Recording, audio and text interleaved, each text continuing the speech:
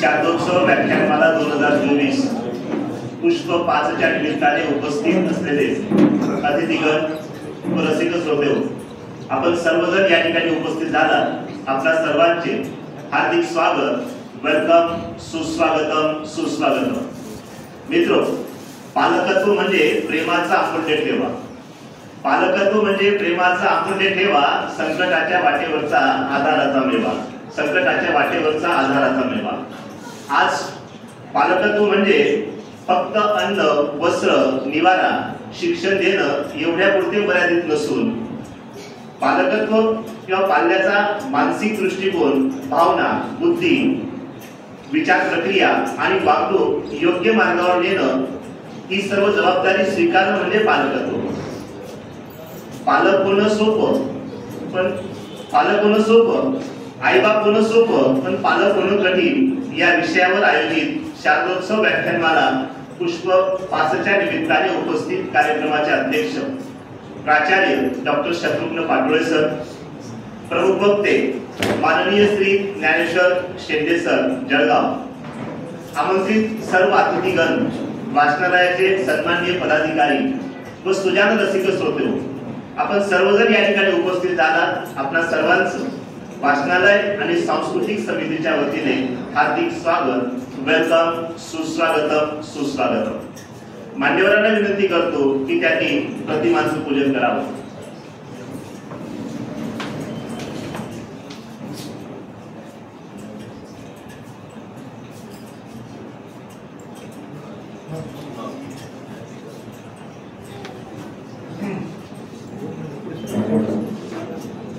अंधार वेदुनी जेव्हा तू चकाकते, अंधार वेदुनी जेव्हा तू चकाकते, विजय सत्याचा होऊन प्रकटते, उजळून टाकते दाही दिशा, अनुभव चैतन्य चोहीकडे पसरते, अनुभव चैतन्य चोहीकडे पसरते.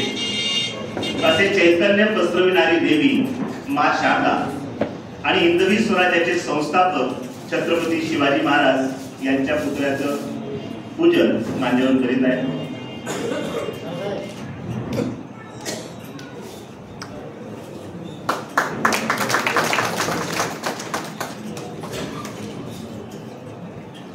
उपस्थितांमध्ये कार्यक्रमाचे अध्यक्ष प्राचार्य डॉक्टर पाटोळे सर, प्रमुख वक्ते आदरणीय ज्ञानेश्वर शेंडे सर, वाचनालयाचे कार्यवाह खैरनार सर, उपाध्यक्ष आबासाहेब सोनवणे, ज्येष्ठ संचालक बापूसाहेब आले भांबरे, पीजे टूवर सर धनंजय सोनवणे, जगदीश वाघ सर,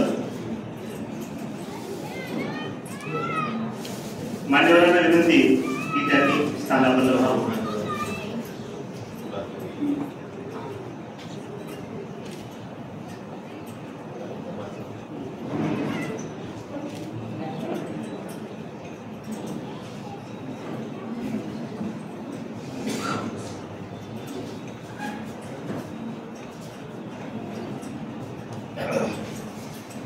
अतिथी परिचय व सत्कार समारंभात मित्रो, फुले नित्य फुलतात, ज्योती अखंड उजळतात. फुले नित्य फुलतात, ज्योती अखंड उजळतात. आयुष्यात चांगली माणसं नकळत मिळतात. तोडणं हा क्षणाचा खेळ असतो, पण जोडणं हा संपूर्ण आयुष्याचा मेळ असतो. असं माणसं जोडण्याची कला ज्यांच्याकडे आहे ते आजच्या कार्यक्रमाचे अध्यक्ष प्राचार्य डॉक्टर शत्रुघ्न पाटोळे सर, कला व विज्ञान महाविद्यालय खांडबारा यांचं स्वागत वाचनालयाचे संचालक श्री पीजे टूवर सर यांनी करावा व पाटोळे सरांनी सत्कारचा स्वीकार करावा ही नम्र विनंती.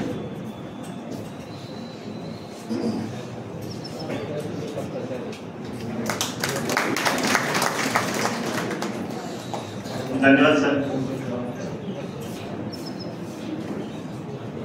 वक्ता परिचय व सत्कार मध्ये मित्र, पालक होणं म्हणजे आजच्या काळातील माध्यमांचा प्रभाव ओळखणं. पालक होणं म्हणजे आजच्या काळातील माध्यमांचा प्रभाव ओळखणं. आपण मुलांच्या हाती माध्यम देत आहोत की मुलांनाच माध्यमांच्या हाती सोपवत आहोत याचा गंभीरपणे विचार करणं. मित्रांनो, पालक असणं वेगळं आणि पालक होणं वेगळं. पालक होणं हे एक घडणं असतं. आईबाप होणं सोपं पण पालक होणं कठीण याविषयी विवेचन करण्यासाठी उपस्थित आलेले आजचे व्याख्याते माननीय Shri Dnyaneshwar Shantaram Shende sir, Jalgaon. Jain irrigation company Jalgaon येथे लेखक, संपादक, अनेक विषयांचे समन्वयक म्हणून काम पाहतात. तत्पूर्वी विवेकानंद प्रतिष्ठान व अनुभूती निवासी विद्यालय येथे मराठी विषयाचे अध्यापन सरांनी केले आहे. सर पद्मश्री डॉक्टर भवरनाथ जैन उर्फ मोठे भाऊ यांच्या 22 पुस्तकांचे संपादन सरांनी केले आहे. त्यांच्या ती आणि मी या आत्मकथनाच्या लाखावर प्रती श्री ज्ञानेश्वर शेंडे यांच्या भाषणामुळे पोहोचल्या. त्या पुस्तकावरील वाचकांच्या प्रतिक्रिया, साध प्रतिसाद हे पुस्तक प्रकाशित झालेलं आहे. सरांची मराठी कवितेतील आई आणि आनंद यात्री पु ल देशपांडे ही पुस्तकं प्रकाशित आहेत. सरांनी शिक्षक प्रशिक्षण कार्यक्रमात प्रशिक्षक तर सूत्रसंचालन कार्यशाळेत मार्गदर्शक म्हणून कार्य केले आहे. सर कवितारती पुरुषोत्तम पाटील आणि विका राजवाडे संदर्भ ग्रंथ मुबशा यांच्या मार्गदर्शनाखाली सरांनी काम केले आहे. बाबा आमटे यांच्या आनंदवन येथील स्वरानंद कार्यक्रमाच्या 5 प्रयोगांचं खानदेशात यशस्वी संयोजन सरांनी केलं आहे. सरांचे युट्यूबवर ज्ञानेश्वर शेंडे यांचे 75 महत्वपूर्ण व्हिडिओ प्रसारित झाले आहेत. थोर साहित्यिक नादू महानोर, बालचंद्र निमाडे यांच्या मुलाखती सरांनी घेतल्या आहेत. आई वडील गुरुजनांविषयीचा कृतज्ञता हा त्यांचा स्थायीभाव आहे. माझ्या अंतरंगात जे काही सत्वशील आहे ते आई वडिलांचे आणि गुरुजनांचे आहे असे माननीय ज्ञानेश्वर शेंडे सर यांचा वाचनालय व सांस्कृतिक समितीच्या वतीने सन्मान करतील. वाचनालयाचे संचालक श्री जगदीश वाघ सर व शेंडे सरांनी सत्काराचा स्वीकार करावा ही नम्र विनंती.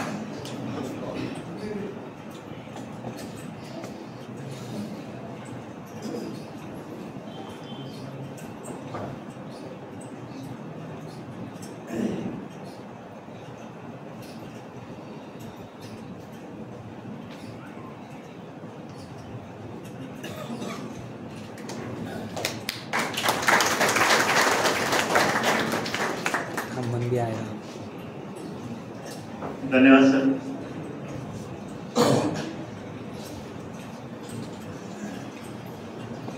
मित्रो, सरांचा आजचा व्याख्यानाचा विषय आहे आईबाप होणं सोपं पण पालक होणं कठीण. या विषयावर मांडणी करण्यासाठी आमंत्रित करतो आदरणीय श्री ज्ञानेश्वर शेंडे सर यांना.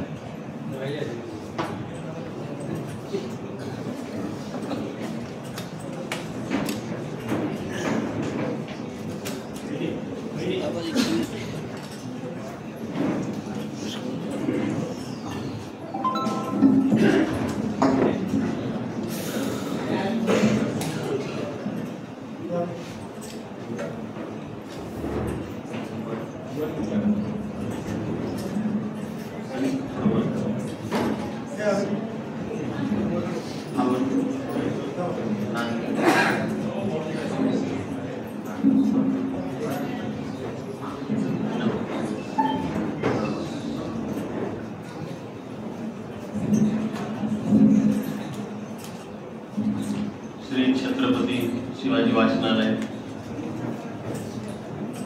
यांच्या माध्यमातून व्याख्यानमालेचं आयोजन दरवर्षी केलं जातं. गेल्या 2 तपासपासून ही सरस्वती साधना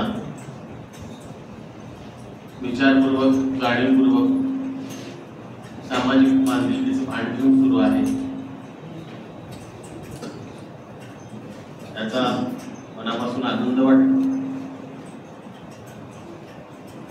मुळातच एका सामाजिक कार्यकर्त्याचा मुलगा असल्यामुळे, एका शिक्षकाचा मुलगा असल्यामुळे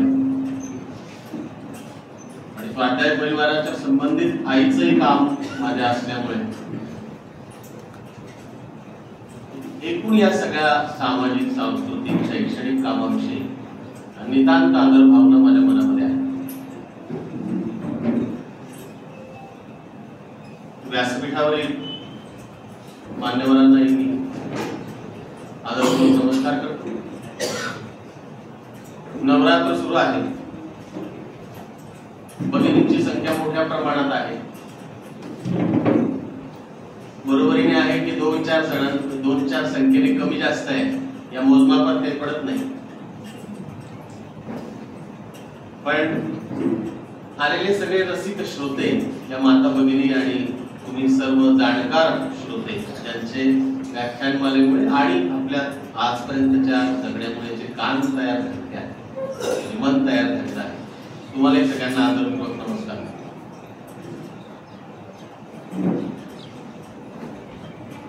आजचा जो माझा संवादाचा विषय आहे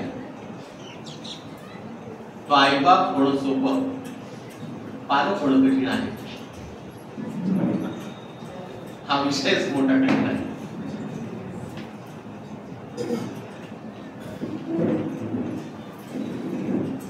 कारण आईबाप होणं ही फार नैसर्गिक सहज प्रवृत्ती आहे.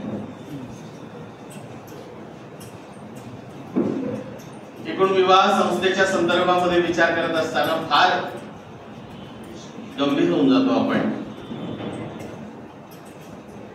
अनेक प्रकारचे प्रश्न आपल्या मनात निर्माण होतात.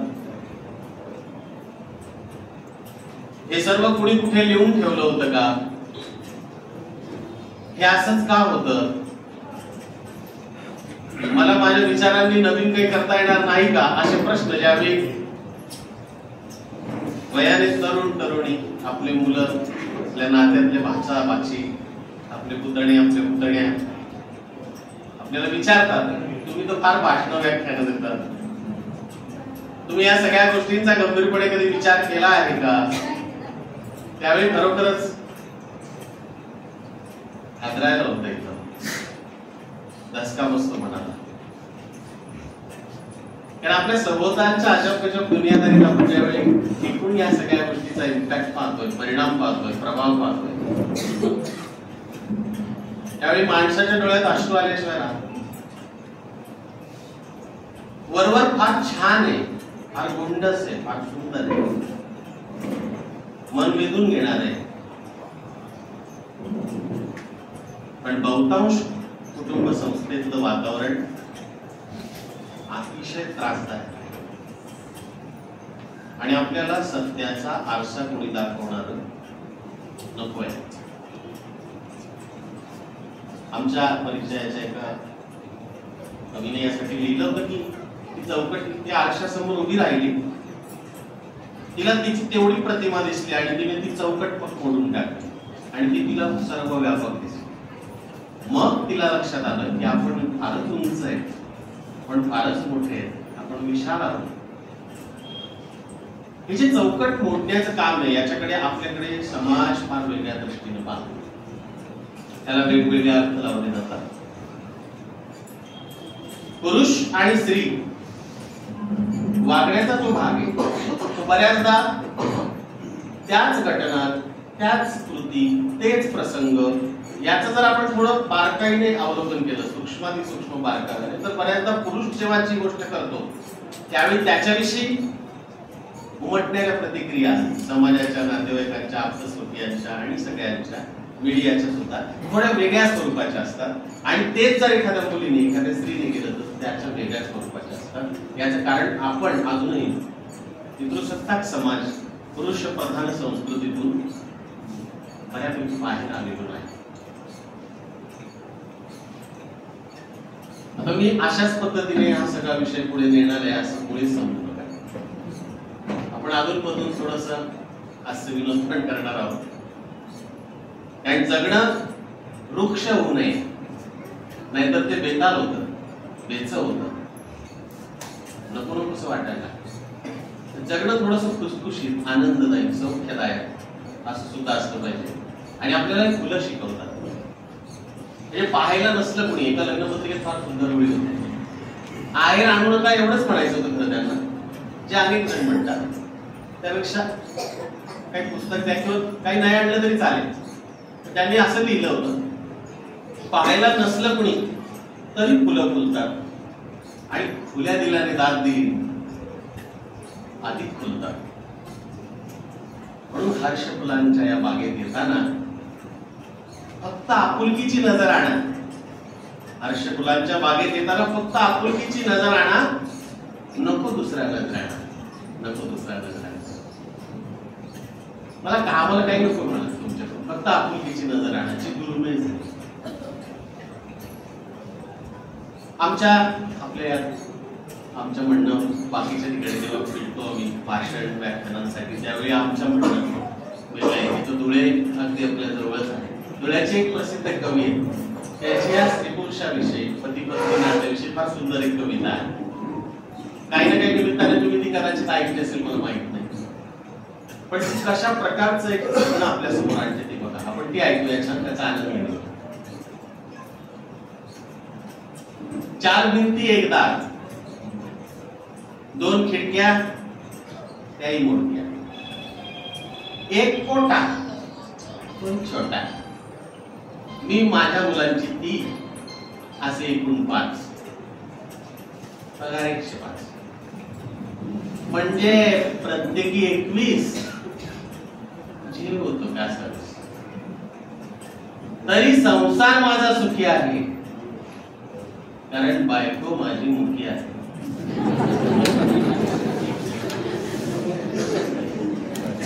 ते आणून द्या, ते आणून द्या.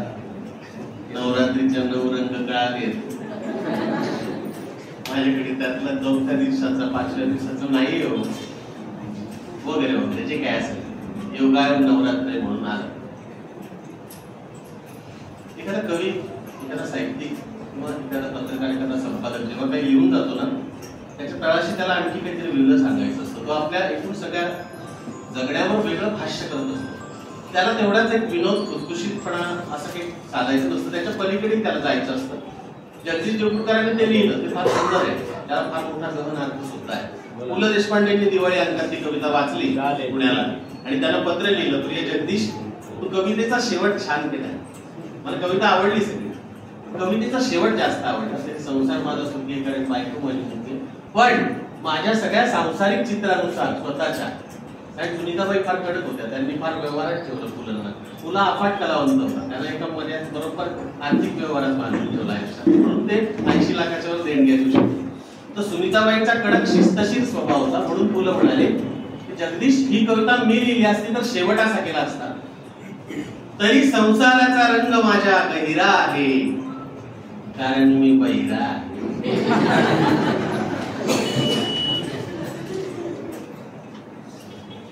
बरोबर वाटतंय, काय मुख्यपण आहे, काय बहिरेपण, कसलं काय व्यंगाविषयी बोलताय. व्यंगाविषयी नाही बोलत आहे, किंवा काय बोलावं आणि काय बोलू नये याच्याविषयी बोलताय. आणि काही गोष्टी ऐकल्या तरी पण नाही ऐकल्या, असं थोडस दगड ठेवून दगड ठेवून निघून देण्याची जी क्षमता असते, त्याला एक फार छान मानसशास्त्रात सांगितलं जातं. समतोल साधणाऱ्या व्यक्ती फार कमी असतात. भावना आणि विचारांचा समतोल साधणं ही फार मोठं चॅलेंजिंग जॉब, फार मोठं आव्हानात्मक काम, फार मोठं. भावनिक असणं याच्या इतकी सुंदर गोष्ट नाही, पण भावनेच्या प्रवाहात वाहून जाणं ही सगळ्यात अवघड. एका मुलीला पाहायला पाहुणे आले, पाहायला पाहुणे येणं याविषयी पण मी बोलणार आहे. पूर्वी एक प्रसंग सांगतो. काही गोष्टी काहींना आवडतील, काहींना रुचतील की नाही मला माहित नाही, पण मी आधीच माफी मागून घेतो. अशाच ठिकाणी मुलींचा पाहण्याचा कार्यक्रम आणि वर्णन केलं, असं आहे तसं आहे आमचं, एवढी शेती आहे, एवढा बँक बॅलन्स आहे, सगळं झालं. ते मुलीकडच्यांनी पण आपलं वर शिक्का दाखवण्याचा भरपूर प्रयत्न केला. मुलाकडचे तर दाखवतातच, नसलेल्याही गोष्टी पटवून देण्यात मुलाकडचे बऱ्याच नाते एक वेगळं यश मिळवतात. हे आपण फार जवळून बारकाईने पाहिलेलं आहे. त्याच्या झळा पण बऱ्याच कुटुंबांनी सोसलेल्या असतील, आम्ही सोसल्या. तिथेही ती चर्चा चाललेली होती. जो तो आपला अहंकार दाखवत होता. वास्तविक 2 सुंदर जीवांचं मिलन होणार आहे आणि ते पुढच्या आयुष्याची वाटचाल प्रकाशदायी करणारे, पूर्वेच्या दिशेने जाणारे, जिथे सूर्यफुलांच्या बागा आहेत, याच्याशी काही घेणं नाही. कोणाला बैठक, चर्चा, अहंकार. मुलीचे वडील काय बोलले माहिती? काय केव्हाची बैठक चालली म्हणे सगळी. आमचा मालपा कसा आहे म्हणून शब्द काय आहे, डेंजरस आहे नाही. मी हे उदाहरण आमच्या वाकोदला भाषण झालं तिथे दिलं. एक शिक्षिका आल्या, 4 होत्या, 4-5 होत्या त्या भगिनी. त्यातली एक मला म्हणाली, सर इथं आमच्याकडे काकांनी पण असं बोलले होते, पण थोडं वेगळं बोलले होते. काय बोलले होते ते म्हणाले होते की आमचा वस्तुलाभ तर पहा. हे शब्द मला माहिती आहे तुमच्या परिचयाचे, तुम्ही नाकारू नका, माझी विनंती आहे. सत्य नाकारतो आपण बऱ्याचदा, अशी वाट फिरवतो आणि सोसत राहतो आणि मग त्याच्या आजार होतात. मान्य करा, निदान आज तरी मान्य करू. तर त्या मुलीला पाहायला पाहुणे आले, असं त्या म्हणजे पाहिलं सगळं, कोण काय काय प्रश्न विचारताय, असं कसं करताय. ती चांगली शिकलेली मुलगी, पण आपल्याकडे ज्यावेळी सगळे 5-7-8 लोक मिळून बसतात त्यावेळी प्रत्येकाला वाटत असतं की मी मुलीपेक्षा खूप हुशार आहे. हे आपल्याकडे सामाजिक चित्र आहे. ते योग्य की अयोग्य त्यावर आपण नंतर बोलू, पण आहे हे असं आहे. एकतर मुलीने हे सगळं नाकारलं पाहिजे अशा विचारांचा मी पालक आहे, आणि ते होणार, आमच्या बाबतीत होणार. लोकांना भाषण देणं फार सोपं असतं, पण स्वतःच्या कुटुंबात ते आचरण करणं फार अवघड असतं. पण ते आमच्या बाबतीत होणार, मी याचा तुम्हाला पूर्णपणे शब्द देतो, विश्वास देतो, प्रामाणिक. आणि तिथे मग त्या मुलीची चर्चा चाललेली असताना, म्हणजे आई वडील आणि पालक ही पुढची गोष्ट आहे, पायाच कसा करतो आपण. ती मुलगी अभिमानी, तेजस्वी, तलवारीवरून बोट फिरवावा अशा प्रकारचं तिची अस्मिता जागी. कृपया हे सगळे शब्द असे जाऊ नका. माझी नम्र विनंती, यासाठी साधना करावी लागते, आपल्याला त्रास सहन करावा लागतो. एकांतात कधीतरी खूप रडू पण येते या सगळ्या गोष्टींचं, कारण मी 5 बहिणींचा भाऊ आहे. हा विषय मी उगाच नाही घेतला. ती मुलगी उभी राहिली आणि ती म्हणाली की हे जे व्हॉट्सअपवर लावलेलं आहे ना, हे जे आमच्या मामांनी सांगितलं की आमच्या भारतीने तयार केलं, हे मी केलंय सगळं, पण मला ते तुम्हाला दाखवायचंय.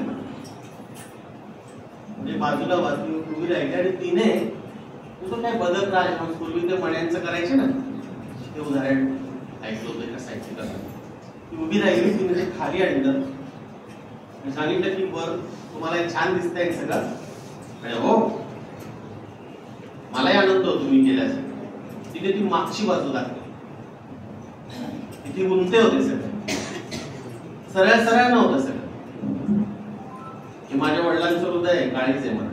आता हे जे तुम्ही करताय ना सगळी चर्चा, त्याचा आघात होतोय त्यांच्या. तुम्हाला मुलीच्या बापाचं मन कळत नाही म्हणून मला अशा ठिकाणी लग्न नाही करायचं.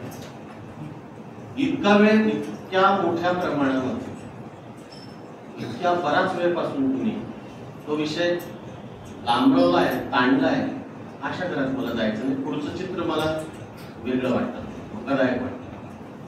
बाबा मला असंच राहू द्या आयुष्यात, काही नाही, मी माझ्या पायावर उभी राहील, अशा ठिकाणी माझं करू नका. अशा मुलींची संख्या समाजात वाढणं आणि ताकदीनं त्या सक्षम होणं, किंबहुना त्या शस्त्र घेऊन सक्षम होणं, माफ करा जरा जास्त स्पष्ट बोलतोय, धारधार शस्त्र घेऊन त्या सक्षम होणं, याची आज समाजाला गरज आहे. याचं कारण आपल्या भारतात 3.5 वर्षाच्या मुलीपासून तर 72-75 वर्षाची आजी सुद्धा सुरक्षित नाही. आणि आपण कुटुंब संस्थेच्या फार मोठ्या गोष्टी करतो. किंबहुना आपण असं म्हणतो की जगात सगळ्यात श्रेष्ठ संस्कृती फक्त आमची आहे. सर्व दृष्ट्या आम्ही पुढे आहोत.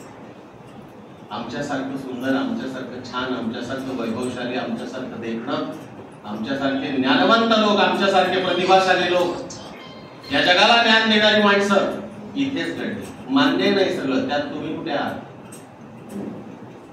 आता अशी मुलं आणि अशा मुली यांची गुणात्मक आणि संख्यात्मक वाढ होणं याची गरज आहे. फक्त आईवडील होणं याच्याने भागणार नाही, पालकत्वाकडे वळण्याची गरज आहे. मगाशी मी तुम्हाला ती विनोदी कविता ऐकवली. मला आमच्या एका सरांचा एक किस्सा आठवला. त्यांनी कविता ऐकली आणि नंतर ते असं म्हणाले, मला घेऊन द्याल का म्हणे. तुम्हाला कुठे ऐकवायची का कार्यक्रमात? मला तसंच वाटलं स्वाभाविक की आपण आपल्यासारखा शोधतो. माझी या जातीचा मज भेटो कोणी. नाही हो सर म्हणे, मी जरा परेशान आहे म्हणे. परेशान वेगळा शब्द वापरला, वास्तविक मी नाराज आहे वगैरे असं म्हटलं असं. परेशान आहे म्हटलं का आज काय बोलताय तुम्ही? 1-2 वर्ष झाले होते त्याच्या लग्नाला. हा त्रास आहे म्हणे मला तिच्यापासून. तिला जरा ऐकवतो म्हणे, थोडीशी हसली तर जरा घरात वातावरण तरी प्रसन्न राहील. मग मी आनंदाने दिलं त्याला. काही दिवसांनी परत त्याचा दुर्मुखलेला चेहरा. का हो सर काय झालं? परत नाराज दिसताय? नाही म्हणे, ते एका कोणीतरी मी वाचलं होतं म्हणे एके ठिकाणी की लग्नानंतरच्या सुरुवातीच्याच रात्री मोगऱ्याच्या जाईजुईच्या फुलांच्या असतात आणि उरलेल्या सगळ्या अमृतांजनच्या असतात.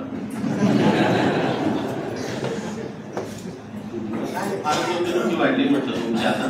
अहो सर म्हणे, मी इतका विचार करतोय या सगळ्या गोष्टीवर, मी आता ठरवलंय म्हणे मला काय या भानगडीत पडायचं नाही, आता बाप बिपटे व्हायचं नाही. संभाजीनगरला एक संस्था आहे म्हणे, तेव्हा औरंगाबाद म्हटलं होतं. संस्था आहे परेशान नवऱ्यांची संघटना. त्यांनी ती संस्था निर्माण केली.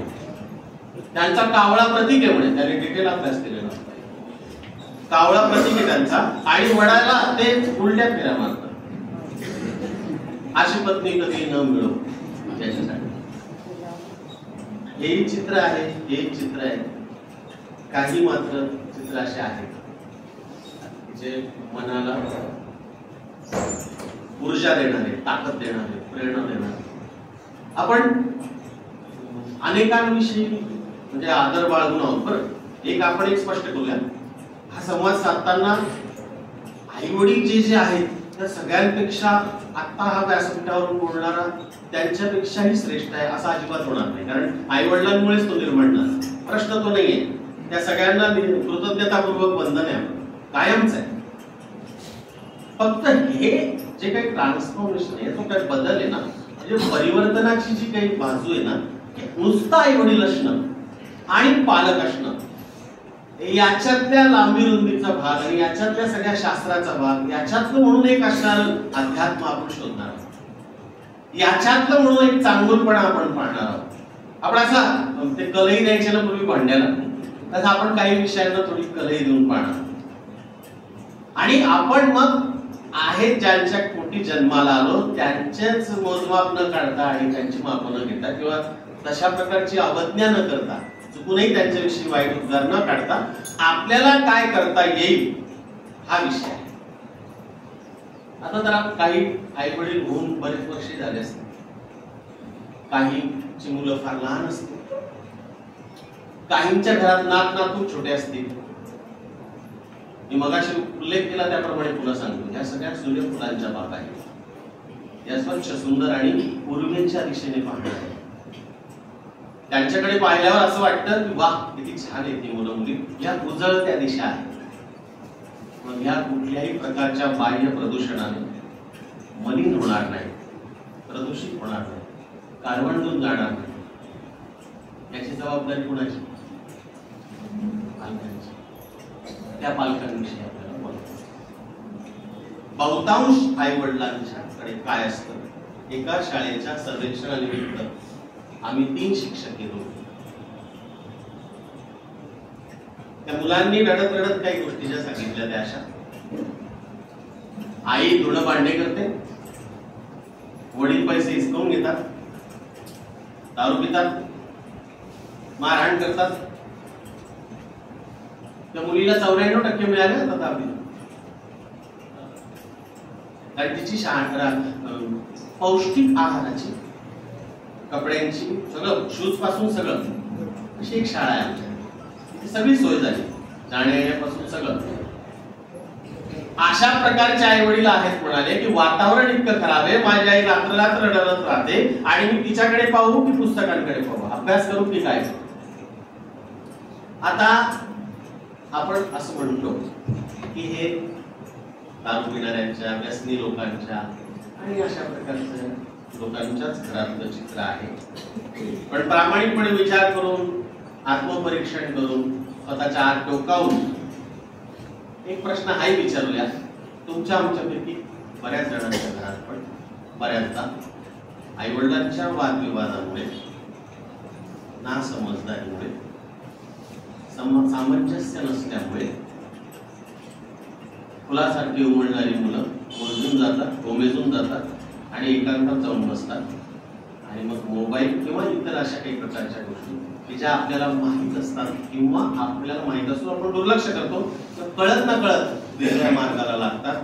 असे अनुभव बऱ्याच जणांचे आहेत. आमच्याशी कसंही पालक मोकळेपणाने बोलतात, कन्फेक्शन देतात, मान्य करतात. आम्ही काही बाबतीत चुकलोय, काही अजिबात मान्य करत नाही. ती पण उदाहरणं मी तुम्हाला सांगतो. मग त्यांच्याशी अतिशय कडक पद्धतीने शिस्तीत त्यांना घ्यावं लागतं. नाही तर कारण लातो की बातों से नहीं मानते, बोलू नये पण नाही जातो. आम्ही असं सर्वेक्षणासाठी गेलो एके ठिकाणी. सर टीव्हीवर एकदम अश्लील घाण गाणं पाहत होतो. त्याच्या शेजारी आमच्या 8वीचा मुलगा, नुकताच वयात येणार. आपण प्रकाश नारायण संतांची पुस्तकं वाचतो ना, लंपन आणि ते सगळं, ते भावविश्व ते आपण वाचतो ते वेगळं असतं, आपण पाहतो ते वेगळं आहे. आपण संवेदनशीलतेने विचार करतो ते जग आणखी वेगळं असतं. हे यांचं वेगळंच चालू होतं. टीव्हीवर एकदम गाणं सुरू होतं. मी आणि आमचे पर्यवेक्षक होतो.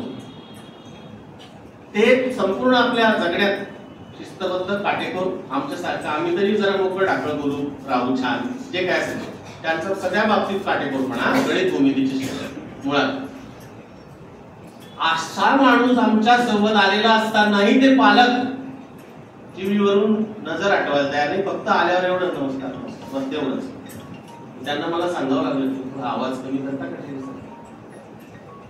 करतो म्हणे, जरा नाखुश आहे. मास्तर आपल्या मुलांचे आहे, आपले नाही. कारण पॅरेंट स्कूल नाही ना, शाळा सुटली, पाठी फुटली, आपण पाहिजे ते करायला मोकळे झालो. नंतर चंद्रची काय चाललंय, त्यांना म्हटलं कमी करा आवाज. कमी केला, नाखुश झालं. तुमचा मुलगा ह्या गोष्टी खूप चांगल्या आहेत, कौतुक केला. पण काही तक्रारींकडे जरा लक्ष द्या, गंभीर व्हा. काय झालं म्हणे, म्हणलं टोनिंग वेगळंच होतं. शिव्या देतो म्हणतो तो मित्रांना. तो अशा शिव्या देतो म्हणे, इतक्या काही आमच्या जळगावचं पाहिजे ना, गैऱ्या शिव्या देतो म्हणे. बारी कोण लोक मी देत नाही म्हणे. कोण सांगतं? हा अभिमानाचा विषय.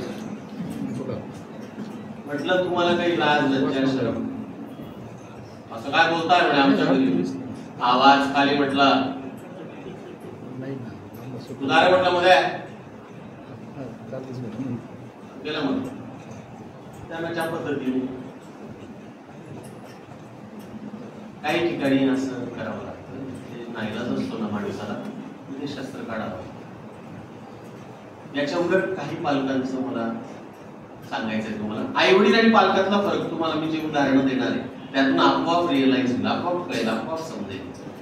खरं म्हणजे मी जे काही बोलतोय ना, तुमच्यातल्या बऱ्याच आई वडिलांचं पालकत्वात जे रूपांतरण झालंय ते पण स्वतःला आपल्या मनात शाबासकी देते. किंवा एखादी गोष्ट त्यांना जाणवली की नाही ही गोष्ट आपण आणखी थोडी गंभीरपणे त्यावेळी घेतली असते, बरं झालं असतं. असं पण होऊ शकतं, माहित नाही मला. आणि मी काही पूर्णपणे 100% परफेक्ट पालक नाही बरं. मी नाही, ती पण नाही, माझी जी पत्नी आम्ही नाही. पण प्रयत्न सुरू आहे आमचा. आणि माझी लहान मोठी मुलगी तर बाहेर आहे, मी तिच्याविषयी बोलणारच आहे तुमच्याशी. पॅरिसला आहे, मोठी स्कॉलरशिप मिळून गेली. लहान इथेच आहे अजून विचार करतोय आम्ही की आपल्याला आणखी जास्त चांगलं कसं राहता येईल, आणखी कसं चांगलं वागणं बोलणं सुधारवता येईल. आपल्या स्वतःला आधी बदल केला तर लोकांना पाठवून देण्यात अर्थ आहे. नाहीतर काय लोकांसारखे ब्रह्मज्ञान, स्वतः कोरडे पाषाण. हा अर्थात एक चांगलं आई वडिलांच्या चांगल्या संस्कारामुळे व्यसन नाही काय. तर मी मुद्दा मग अशी म्हणताना एक उदाहरण देतो. काही पालक कसे असतात ते मला म्हणाले आमचा मुलगा लहानपणी फार जिज्ञासू होता म्हणे, तो बहुतेक शास्त्रज्ञ होईल. म्हटलं कस काय हो? कोणतंही नवीन खेळणं आणा म्हणे, फोडतो हे चालतं कस काय मध्ये पहा. ते नंतर चालतच नाही म्हणे, जॉईन पण होतो. अवघड विषय म्हटला. पण हा मुलगा जो होता ना दुसरी तिसरीला, जेव्हा चौथीत गेला तेव्हा ते ऐकण्यासारखं आहे. बघा मुलांच्या वाढ विकासाचे टप्पे कसे असतात. आपण काही कुठे शिक्षक अभियानाला नाही बसलो प्रशिक्षणाला, पण एक माझ्या रोजच्या जगण्यातून आलेले अनुभव शेअर करतोय मी तुम्हाला. आमच्यातल्या एका जिज्ञासू शिक्षकाने विचारलं की मुलांना असं काय आहे तुम्हाला वाटतं की जे तुम्हाला जाणवतं, तुम्ही पाहिलंय पण तुम्ही अजून सांगितलं नाही कोणाला, लिहा ते कागदावर. कोरे कागद वाटले सगळे. चौथीच्या मुलाने काय केलं बघा, चौथी त्याने असं लिहिलं, तुम्हालाही आवडेल ते. म्हणाले की मी जेव्हा पप्पांबरोबर जातो बाहेर, काही वेळा घरी येताना गाडी बंद पडून जाते स्कूटर. म्हणजे पप्पा काहीतरी खटपट करतात, पॉपवर करतात. मग मी विचारतो घरी जाणार नाही का आता गाडी? अरे जाईल रे बेटा म्हणे, रिझर्व केली आता. म्हणजे काय म्हणे, थोडं पेट्रोल शिल्लक आहे, उद्या ऑफिसला जाताना भरून घे. अच्छा, ते समजण्याची पुढे का ती रिझर्व, ते वेळेवर आपल्याला मदत करतं का? मी असा विचार केला होता म्हणे त्यावेळी. पण माझा रिफिल पेन जेव्हा संपत येतो ना म्हणे, त्या रिफिलला तर पेनाला सोय नाही रिझर्वची. ती जर सोय असती तर फार बरं झालं. मुलं खास असतात, बेस्ट, फार छान असतं.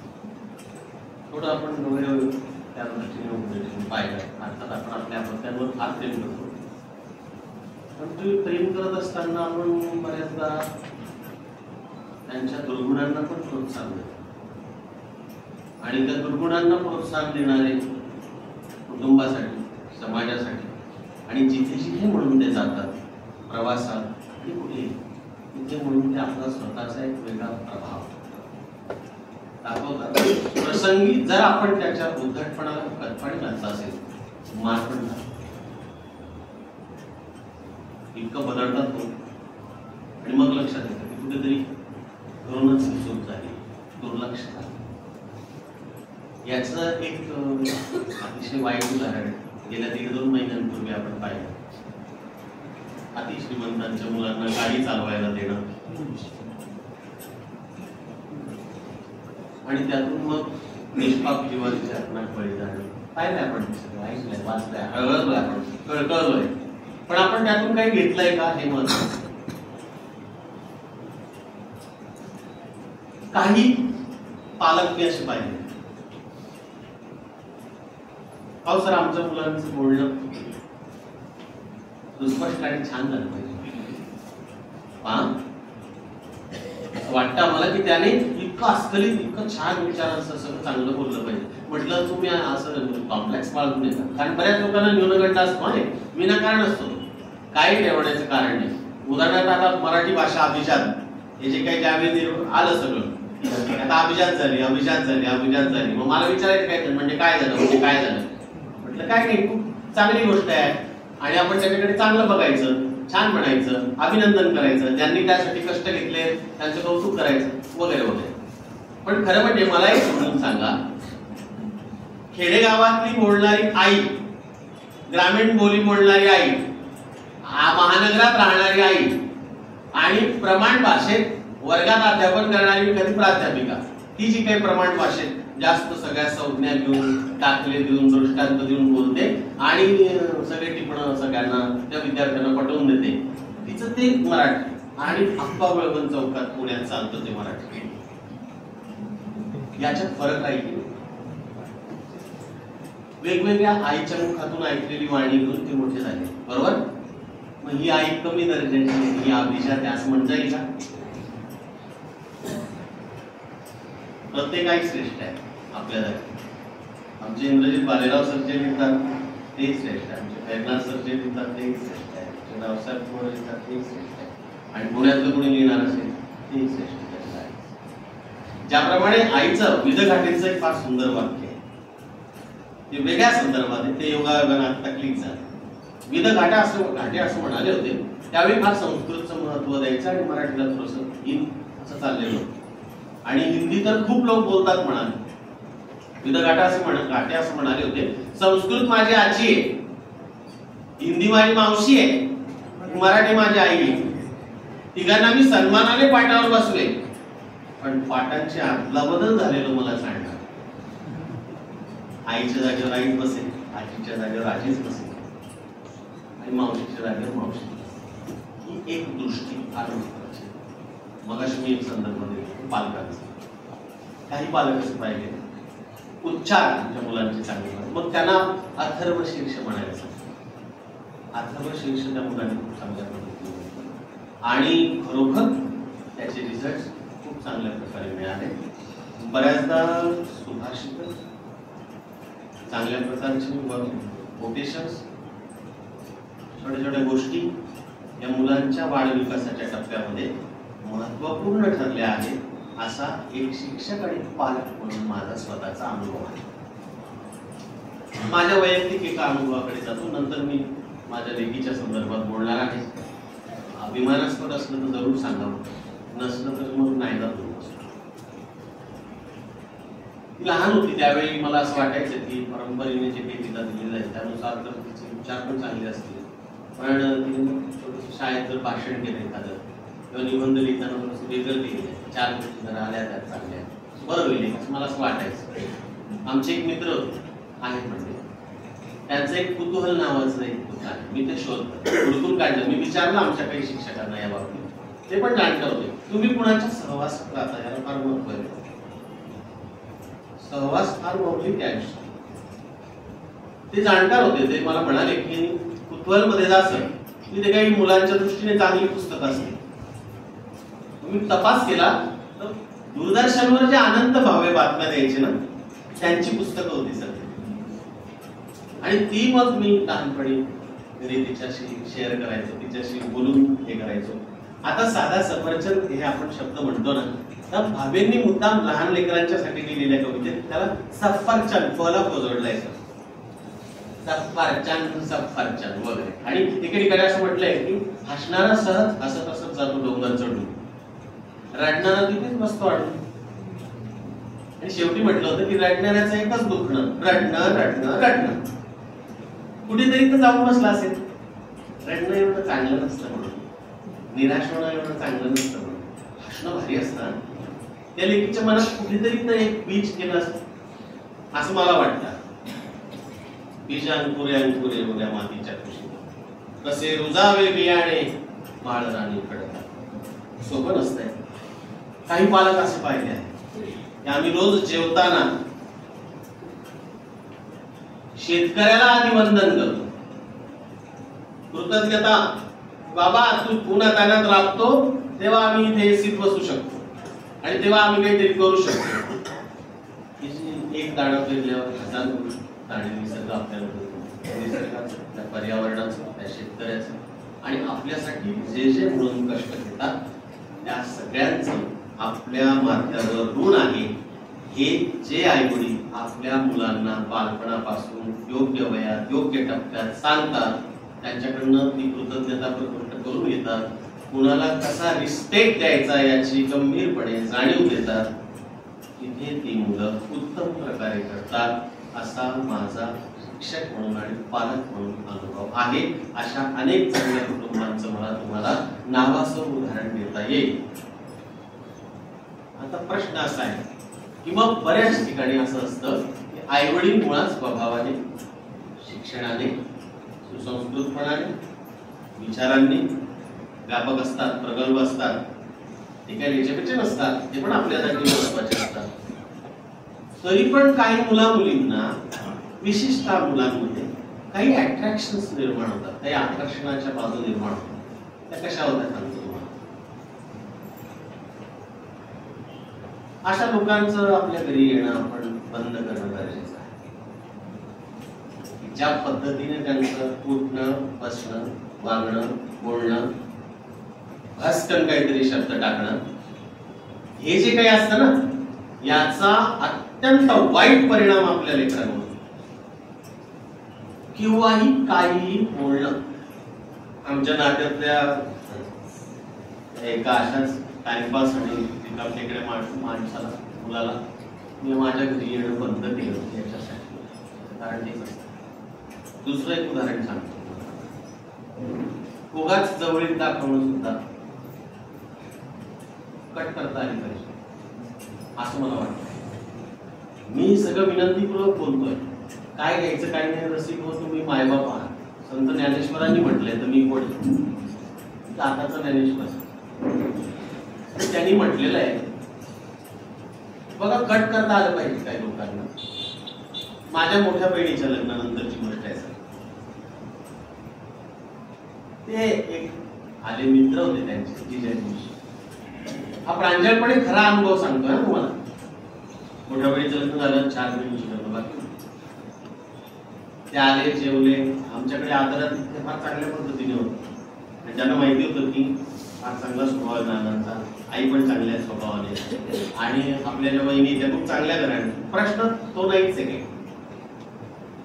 त्यांचं जेवण झालं, मी बाहेर गेलो, तुम्ही आलो, मी पण त्यांच्याशी छान बोललो. निघताना ते म्हणाले की आता येत जाऊ म्हणे.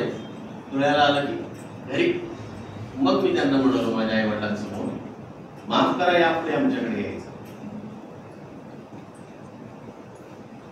तुम्ही म्हणाल की काय असा उद्धटपणा आहे. उद्धटपणा नाही, मी वडील जे म्हणू शकत नव्हते ते मी म्हणालो. कारण माझ्या 4 बहिणींचे लग्न बाकी, आणि मला अशा प्रकारच्या अनावश्यक गोष्ट कुठली वाढावी याची अजिबात आवश्यकता वाटत नव्हती. जे आपल्या कुटुंब संस्थेच्या दृष्टीने धोकादायक वाटतं, त्रासदायक वाटतं, ते तिथेच आपल्याला रोखता आलं पाहिजे. आणि हा सगळ्यात मोठा गुण आपण शेतकऱ्यांकडून घेतला पाहिजे. जिथे पिकं खराब होत आहे असं जाणवत आहे तिथेच ते कट केले पाहिजे. तिथे त्या किड्यांना मकोड्यांना ठेचला पाहिजे. तो माणूस चांगला होता बरं, प्रामाणिकपणे सांगतो. मला त्रास झाला. सज्जन माणसांना सुद्धा काही गोष्टी नाही म्हणायची वेळ येते आपल्याला. पण मला असं वाटतं की त्यावेळी माझ्या वडिलांनी त्या सगळ्या माझ्या निर्णय प्रक्रियेमध्ये मला मूकसंमतीने साथ दिली, आणि आमच्यात कोणत्याही प्रकारचा वादविवाद झाला नाही. नंतरच्या टप्प्यात ज्यावेळी मी स्वतः बाम झालो, त्यावेळी हा प्रश्नच उरला नाही. त्यावेळी तर ठरलेल्या गोष्टी आणि एका विशिष्ट पद्धतीनेच लोकांशी जवळीक, कोणाशी मैत्री करायची कोणाशी नाही या बाबतीतला काटेकोरपणा स्वतः मी जपला. आपोआप त्याचा लेकरांमध्ये इम्पॅक्ट झाला. परिणामी हिच्या माहेरचे, माझ्या माहेरचे अनेक नातेवाईक आणि जवळची मंडळी मला नायला जास्त दुखवावी लागली, कट करावी लागली. एकदम अति जवळची माणसं कायमस्वरूपी नाराज झाली. त्याची मी किंमत मोजली, कारण मला मूल्यांपर्यंत पोहोचायचं होतं. किमतीने काही होणार नाही. किंमत ताशी होती. जीवन मूल्य नावाची एक गोष्ट असते. जीवन मूल्य पाळत असताना तुम्हाला आईबाप म्हणून, पालक होताना, ट्रान्सफॉर्मेशन होताना, परिवर्तन होताना, स्वतःमध्ये बदल करून घेताना कठोर व्हावं लागतं. हे कठोर होण्याची प्रक्रिया मी स्वतः अनुभवली आहे, आणि अनुभवाचे 4 शब्द सांगताना त्यामुळे मला वेगवेगळं वाटतं.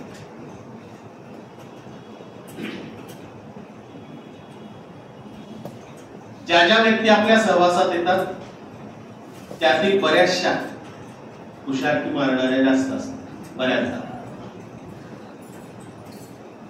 फार मोठ्या ऐक्यात दाखवणे, आम्ही फार ग्रेट आहोत अशा पद्धतीचं वागणं बोलणं असणे, अशा माणसांना आपल्या मुलांपासून आधी दूर ठेवायला शिकलं पाहिजे. कारण याचा सगळ्यात जास्त वाईट परिणाम त्या लेकरांना. आणि असं म्हणू नये, पण तुमच्या सगळ्यांना नमस्कार करून सांगतो एक गोष्ट, स्त्रियांमध्ये फार असतात. त्यांनी एवढं सोनं घेतलं, त्यांनी हे दागिने, तुम्ही काय केलं आहे ना आयुष्यात. मग अशीच त्या सरांशी बोलताना त्यामुळे भामराव पाटलांचा उल्लेख आला होता. लक्ष्मीबाई टिळकांनी मंगलकूट काढून दिली होती ना. अतिशय श्रीमंत घरातल्या साधनाताई आमचे बाबा म्हणजे फार मोठ्या उमराव घराण्याचा मुलगा, जबरदस्त मनाने.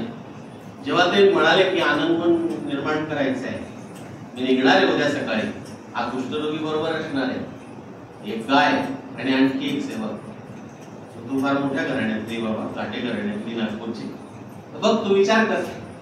बर, सकाळी पांढरी स्वच्छ साडी फुलांची घालून साधनातही तयार होत्या, तुम्ही जिथे तिथे मी, आपण तिथे गोकुळ निर्माण करू. झालं ना, 3 पिढ्या. प्रकाश बाबा आमटेंवरचं पिक्चर बऱ्याच जणांनी पाहिलं असेल. त्यांच्या बालपणीचा एक प्रसंग आहे. कुत्र्याचं पिल्लू आणलं छोट्या प्रकाश. बाबा म्हणाले, अरे तू कोणाचा मुलगा आहे? तुमचा. बाबा आमटेंचा ना. कुत्र काय पाळतो? वाघ सिंह पाळ. खरंच वाघ सिंह बरं त्यांच्याकडे. हेमलकशाला आपल्यापैकी बरेच जण गेले असतील. आणि परवा मी त्यांचा एक इंटरव्ह्यू पाहिला. पालकत्व, तुझा आणि पालकत्व दोघं बरोबर शिकले आहेत बरं, प्रकाश आमटे आणि मंदाताई. आणि विचारपूर्वक झालेलं लग्न आहे. आयुष्य विचारपूर्वक जगलेली माणसं आहे. जितकं जास्त साधं राहता येईल तितके ते साधे राहिले, तितके जगात कीर्तिमान झाले.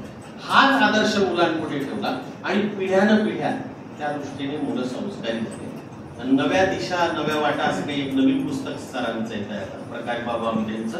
आणि पुढच्या पिढीने सुद्धा आमचा हा वसा आणि वारसा अतिशय चांगल्या पद्धतीने कसा चालवला आहे याची कृतज्ञता प्रकाश बाबांनी तिथे व्यक्त केली आहे.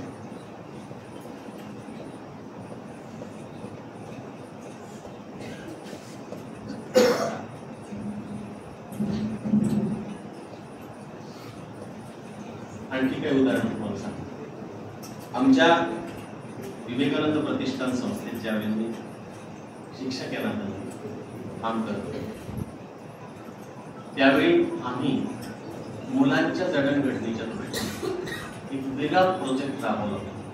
त्या प्रोजेक्टचं नाव छंद वर्ग. मी मगाशी पॅरेंट स्कूलचा उल्लेख केला. तो उगाचच नव्हता, त्याचं सूत्र या विषयाशी जोडणार आहे. हे बघा,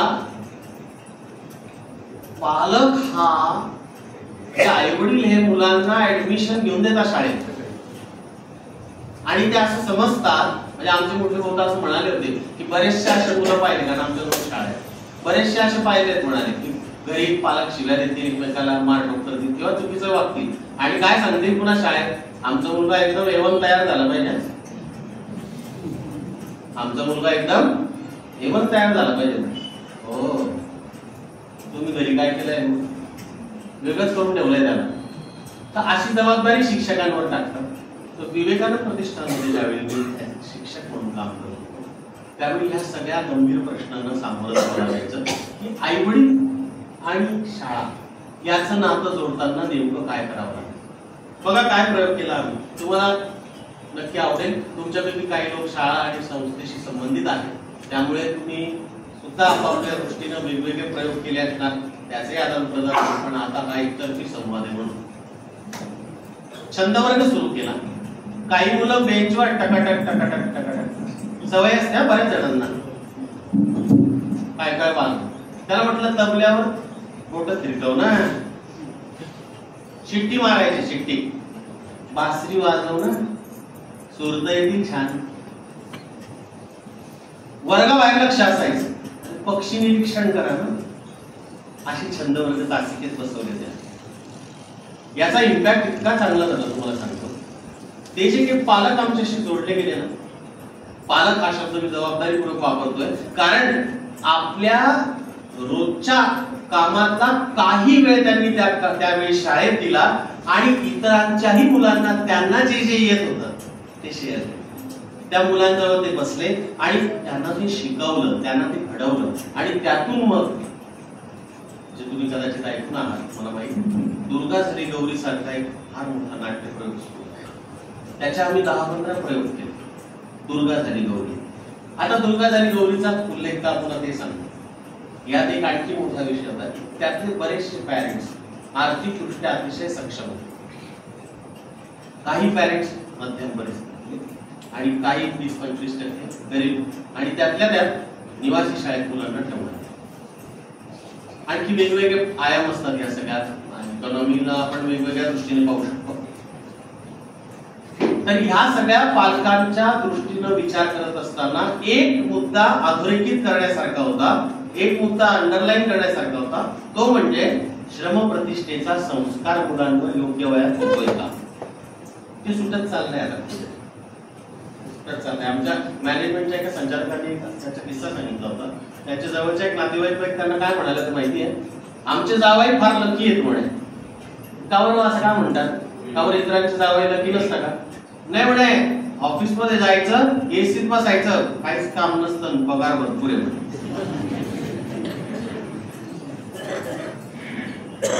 लकीत कधी खरंच. तर श्रमप्रतिष्ठेचा संस्कार मुलांमध्ये रुजवणं, कष्टाची भाकरी अमृतास जिंकली याचा संस्कार पेरणं, याच्यासाठी दुर्ग झाली गौरी फार कामाला लागला. नंतर आम्ही वाद्यवृंदाचे प्रयोग केले, जे मगाशी तुम्हाला म्हणालो मुलांच्या या गुणांचा ऐकत असताना पॅरेंट्स आमच्याशी जोडले गेले आणि पॅरेंट्स सुट्टीच्याही दिवशी आणि इतर वेळी पण आम्हाला वेळ द्यायला लागले. आणि मग शाळा फक्त एकांगी मुलांची, मुलींची आणि शिक्षक शिक्षकांची न राहता, मॅनेजमेंटच्याच कळकळीची न राहता पालकांचीही होत झाली. असे प्रयोग ज्या ज्या वेळी ज्या ज्या संस्थांमध्ये होतील, ज्या ज्या गावांमध्ये होतील, त्या त्या ठिकाणी जागरण निश्चित होईल, बदल निश्चित होईल, असं मला आंतरिक दृढ विश्वास आहे.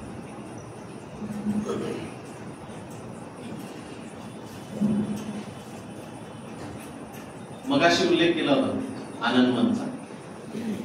आता विवेकानंद प्रतिष्ठान आणि त्यातला एक अनुभव तुम्हाला सांगायचा. थोडस सुजाण असतो ना आपण, परिपक्व जाणकार असतो आणि थोडं वेगळ्या नजरेने पाहणार असतो, तर आपल्याला काही गोष्टींना सामोरं जाणं शक्य होतं. नाहीतर आपण ताबडतोब रिॲक्ट, आणि ताबडतोब रिॲक्ट होणं या आयुष्यात अतिशय घातक आहे. विचारपूर्वक बोलणं, विचारपूर्वक प्रतिसाद देणं, साधाला प्रतिसाद देणं हे फार मौल्यवान आहे, हे फार अनमोल आहे. आणि ताबडतोब रिॲक्ट होणं हे फार डेंजरस आहे, धोकादायक. ते खाचखळगे आपण ओळखले पाहिजे. एक आम्ही असा प्रस्ताव आणला शाळेत, सहल विभागाचा मी प्रमुख झालो आणि मी असा मांडलं सगळ्यांसमोर की यावेळेची सहल कुठे कुलू मनाली किंवा चंदीगड वगैरे जाणार नाही, यावेळेची सहल आनंदवनला नाही. मुलांनी पालकांना सांगितलं, आई वडिलांना सांगितलं.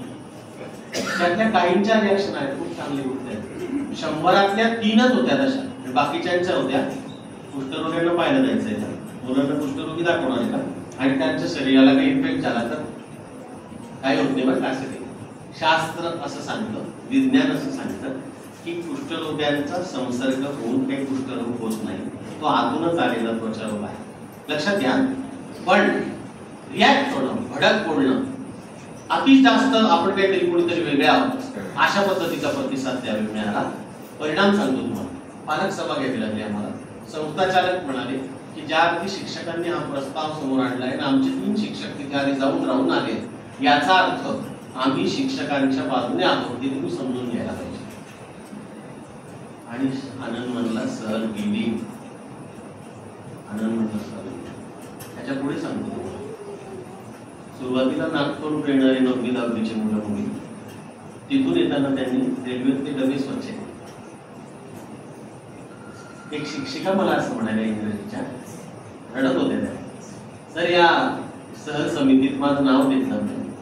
म्हटलं हो, तुमच्या नावाचा उल्लेख बरोबर, ही भाग्यवान आहे म्हणे. आणि बाबा आमचे आले तिथे, त्यांना त्यावेळी तो पाठीचा त्रास होत होता, तर लोटगाडीवरून आणलं आणि बाबा त्यांनी मुलांसमोर इतकं सुंदर भाषण केलं. सुरुवातीला इंग्रजीत रॉबर्ट फ्रॉस्टच्या ओळी ऐकवल्या आणि नंतर ते बोलायचं. आनंद पाहिजे मुलांना. पहिलीच पाठी होती,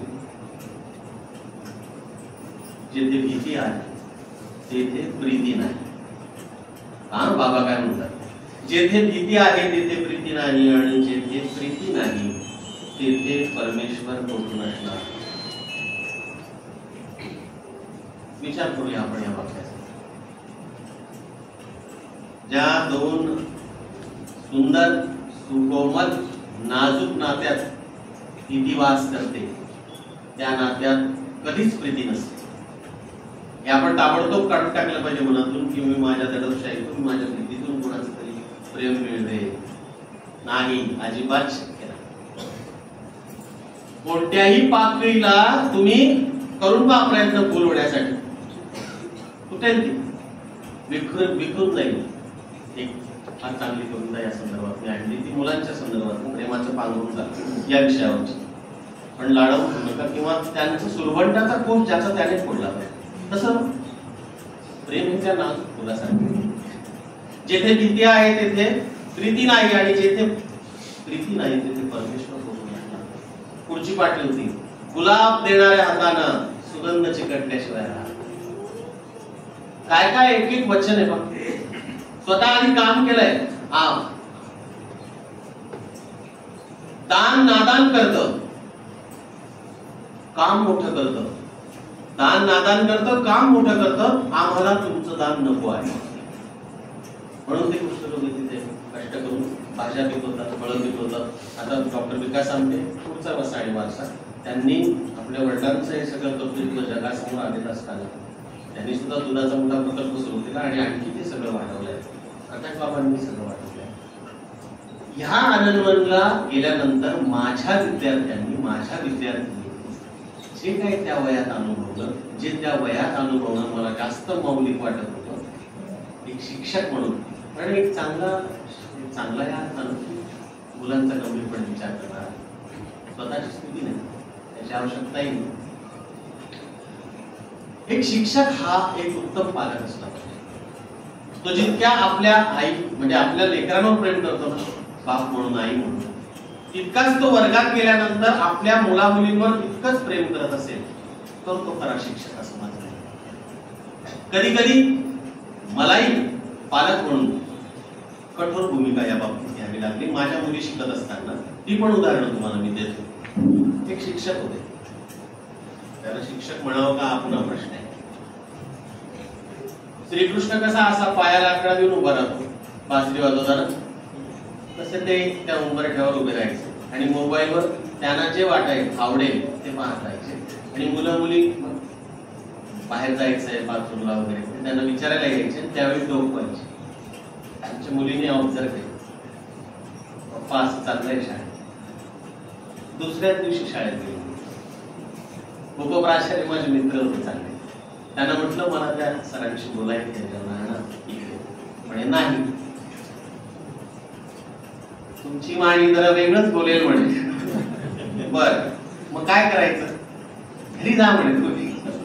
बरं घरी जातो, पण बदल होईल ना. हो म्हणे 100% होईल. काय केलं त्या शिक्षकाला माहिती, त्यांनी 15 दिवस वर्गावर जाऊ दिलं नाही. आल्यावर मोबाईल ठरलेल्या जागी ठेवायचा, तिथे लिहिलं होतं त्याचं आडनाव, या सरांचा मोबाईल तिथे राहिला. मुद्दाम चित्रकलेच्या शिक्षकाकडून पाठी बनवून घेतली, शिक्षकाचा मोबाईल तिथे राहील. 12 दिवस झाल्यानंतरची गोष्ट, मला त्याची शिक्षा 15 दिवसाची. मला त्या आमच्या केंद्र सरांनी सांगितलं, रडलाव म्हणे माझ्याकडे, काय तुम्ही मागे लागता म्हणजे. म्हटलं नाही हो, मागे लागायचा काय विषय, हे मुलांची असं वागणं बरोबर नाहीये. ते मुलं मुली आता मोठे होत आहेत. या आम्ही जे घरी जपतोय ते तुम्ही शाळेत जर बिघडवणार असाल तर पुढचं काय आयुष्याचं, पुढची जबाबदारी घ्याल का तुम्ही. पहा मी हे जे बोलतोय, कृपया तुम्ही काही पाहत असाल, अनुभवत असाल तर तिथल्या तिथे फटकारायला अजिबात घाबरू नका, अशी माझी भावना. आणि मग दुसरे एक शिक्षक होते, तेही सांगतो बघा. चांगल्या शिक्षक आणि आदर्श आणि आदरणीय शिक्षकांनी तर अनेक मुला मुलींना घडवलंय, त्यांना वंदन आहेच, आपला प्रश्न तो नाहीये. पण जिथे अडचण येते समाज व्यवस्थेमध्ये मुला मुलींच्या वाढीत, तिथे मात्र ठेचलं पाहिजे. विंचवाचा एक माहिती आहे तुम्हाला, तो जन्माला येतो ना, सगळ्यात आधी आईला करतो. त्यामुळे विंचू हा शब्द निघाला की ठेचणे त्याला जोडून येतं. पूर्ण तो रस पाठीवरचा पितात. या सृष्टीतला एकमेव घटक कदाचित तो असेल असा की आई स्वतःहून बलिदान करते आत्मबलिदान. तर दुसरे एक शिक्षक होते, 5वी 6वीच्या मुलींनी ऑब्झर्वेशन केलं, माझ्या मुलीने आणि मैत्रिणीने तिच्या, आणि येऊन सांगितलं तिथे काही मुली रडत होत्या, त्या आता शाळेत यायचं नाही म्हणतात. का काय बेटा काय झालं, नाही म्हणे ते पाठीवर नाक फिरवतात, गालगुच्चे ओढतात, मुलींना नाही आवडत म्हणे. माझ्या मैत्रिणी म्हटलं बेटा तुला काही त्यांचा त्रास कधी बहुतेक ते तुम्हाला ओळखत असतील म्हणे. चला एवढं तरी बरं आहे. पण ती दुसऱ्याची मुलगी आहे ना सोडून द्यायचं का. गेलो दुसऱ्या दिवशी शाळेत. क्लास टीचरला बोलवलं सर आणि सांगितलं की यापैकी एकही कृत्य आमच्या बापाने कधी केलं नाही, आम्ही केलं नाही, त्यामुळे आम्हाला बोलण्याचा अधिकार आहे. त्या शिक्षकांना मी आत्ता सुद्धा वर्गात जाऊन भरपूर चोप देऊ शकतो, उत्तम प्रसाद देऊ शकतो, त्यांचं काहीही करू शकतो. अजिबात मी कोणालाही घाबरणार नाही. अतिशय निर्भय आणि संस्था चालक आणि ते काय ते बघू आपण. 3 ते 4 दिवसात त्या शिक्षकाच्या हकालपट्टी निघून झाली. हे सगळं तुम्हाला सांगण्यामागचा हेतू आहे. आईबाप म्हणून सोपं आहे, पालक म्हणून. म्हणून सुरुवातीलाच मी तुम्हाला म्हणालो का कठीण आहे, यासाठीच कठीण. माझी जी मुलगी आहे तिच्या संदर्भात एक गोष्ट सांगत असतात. एक आपल्याकडनं असं बऱ्याचदा होतं का पहा बरं मनातल्या मनात आमच्याकडनं सुरुवातीला व्हायचं. कारण माझ्या आधीच्या पिढीत मी ते पाहिलं आणि अनुभवलं.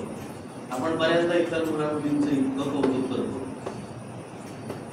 इतकं जवळ देतो त्यांना, तितक्या तुलनेने आपल्या मुलामुलींविषयी मोकळे नाही होत तेवढे अप्रिसिएशन नाही करत. कुठेतरी राहून जात आणि त्यांच्या मनात एक कळत न कळत ती भावना बीज रूपाने वाढत जाते.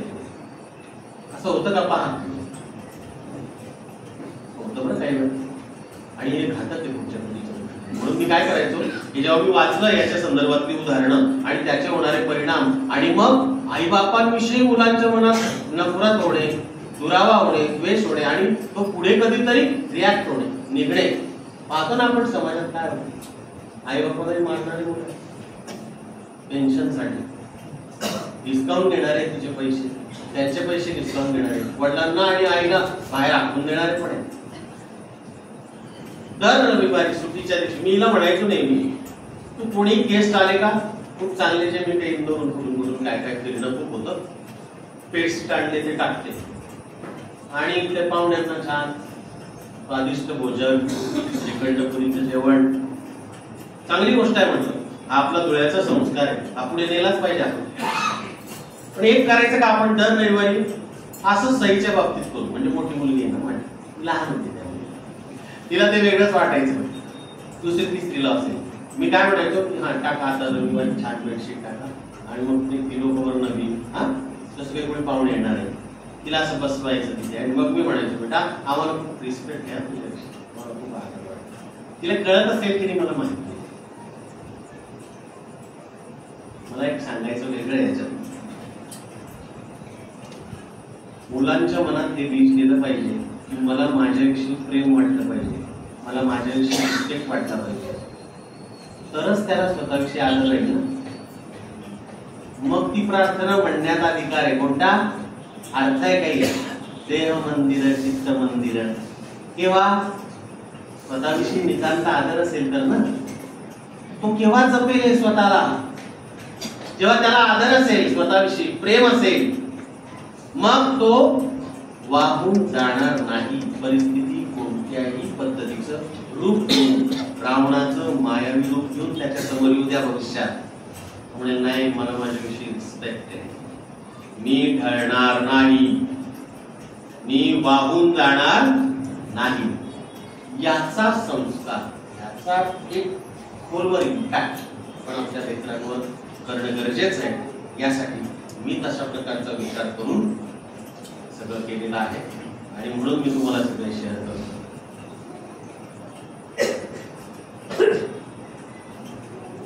मुलं आपलं ऑब्झर्वेशन करतात, हे मी मगाशी म्हणतो. निरीक्षण ही सगळ्यात मोठी शक्ती आहे, हे आपण लक्षात घेतलं पाहिजे. म्हणजे आदरणीय डॉक्टर भालचंद्र नेमाडे सरांचं ज्यावेळी मी इंटरव्ह्यू घेतला मुलाखत, त्यांना असा प्रश्न विचारला, लोक असं म्हणतात की बहिणाबाई अडाणी होते, बहिणाबाई चौधरी निरक्षर होत्या, शाळेत गेल्या नव्हत्या, तर तर तुम्हाला काय वाटतं या संदर्भात?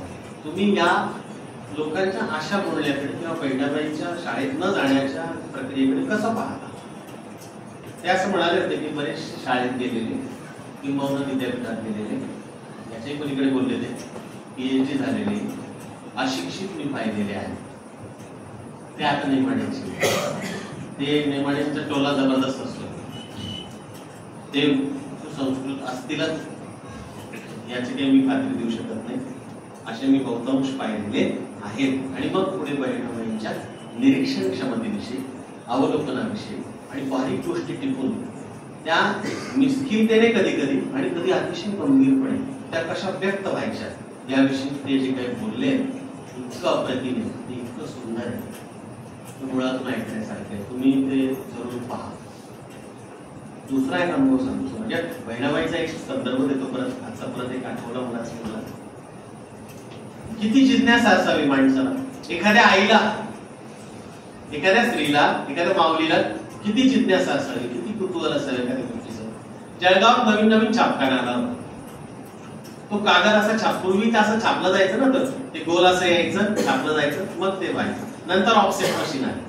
तर आधीचा जो नानाजींचा छापखाना म्हटलं जायचं, त्याच्या कवितेत आहे तसं. ते सोपानदेवानी नंतर लिहून ठेवलं आणि ते प्रकाशित झालं आपल्याला माहिती आहे. तिने तो जो कागद छापून बाहेर येतो त्याला शहाणा कागद म्हटलं होतं.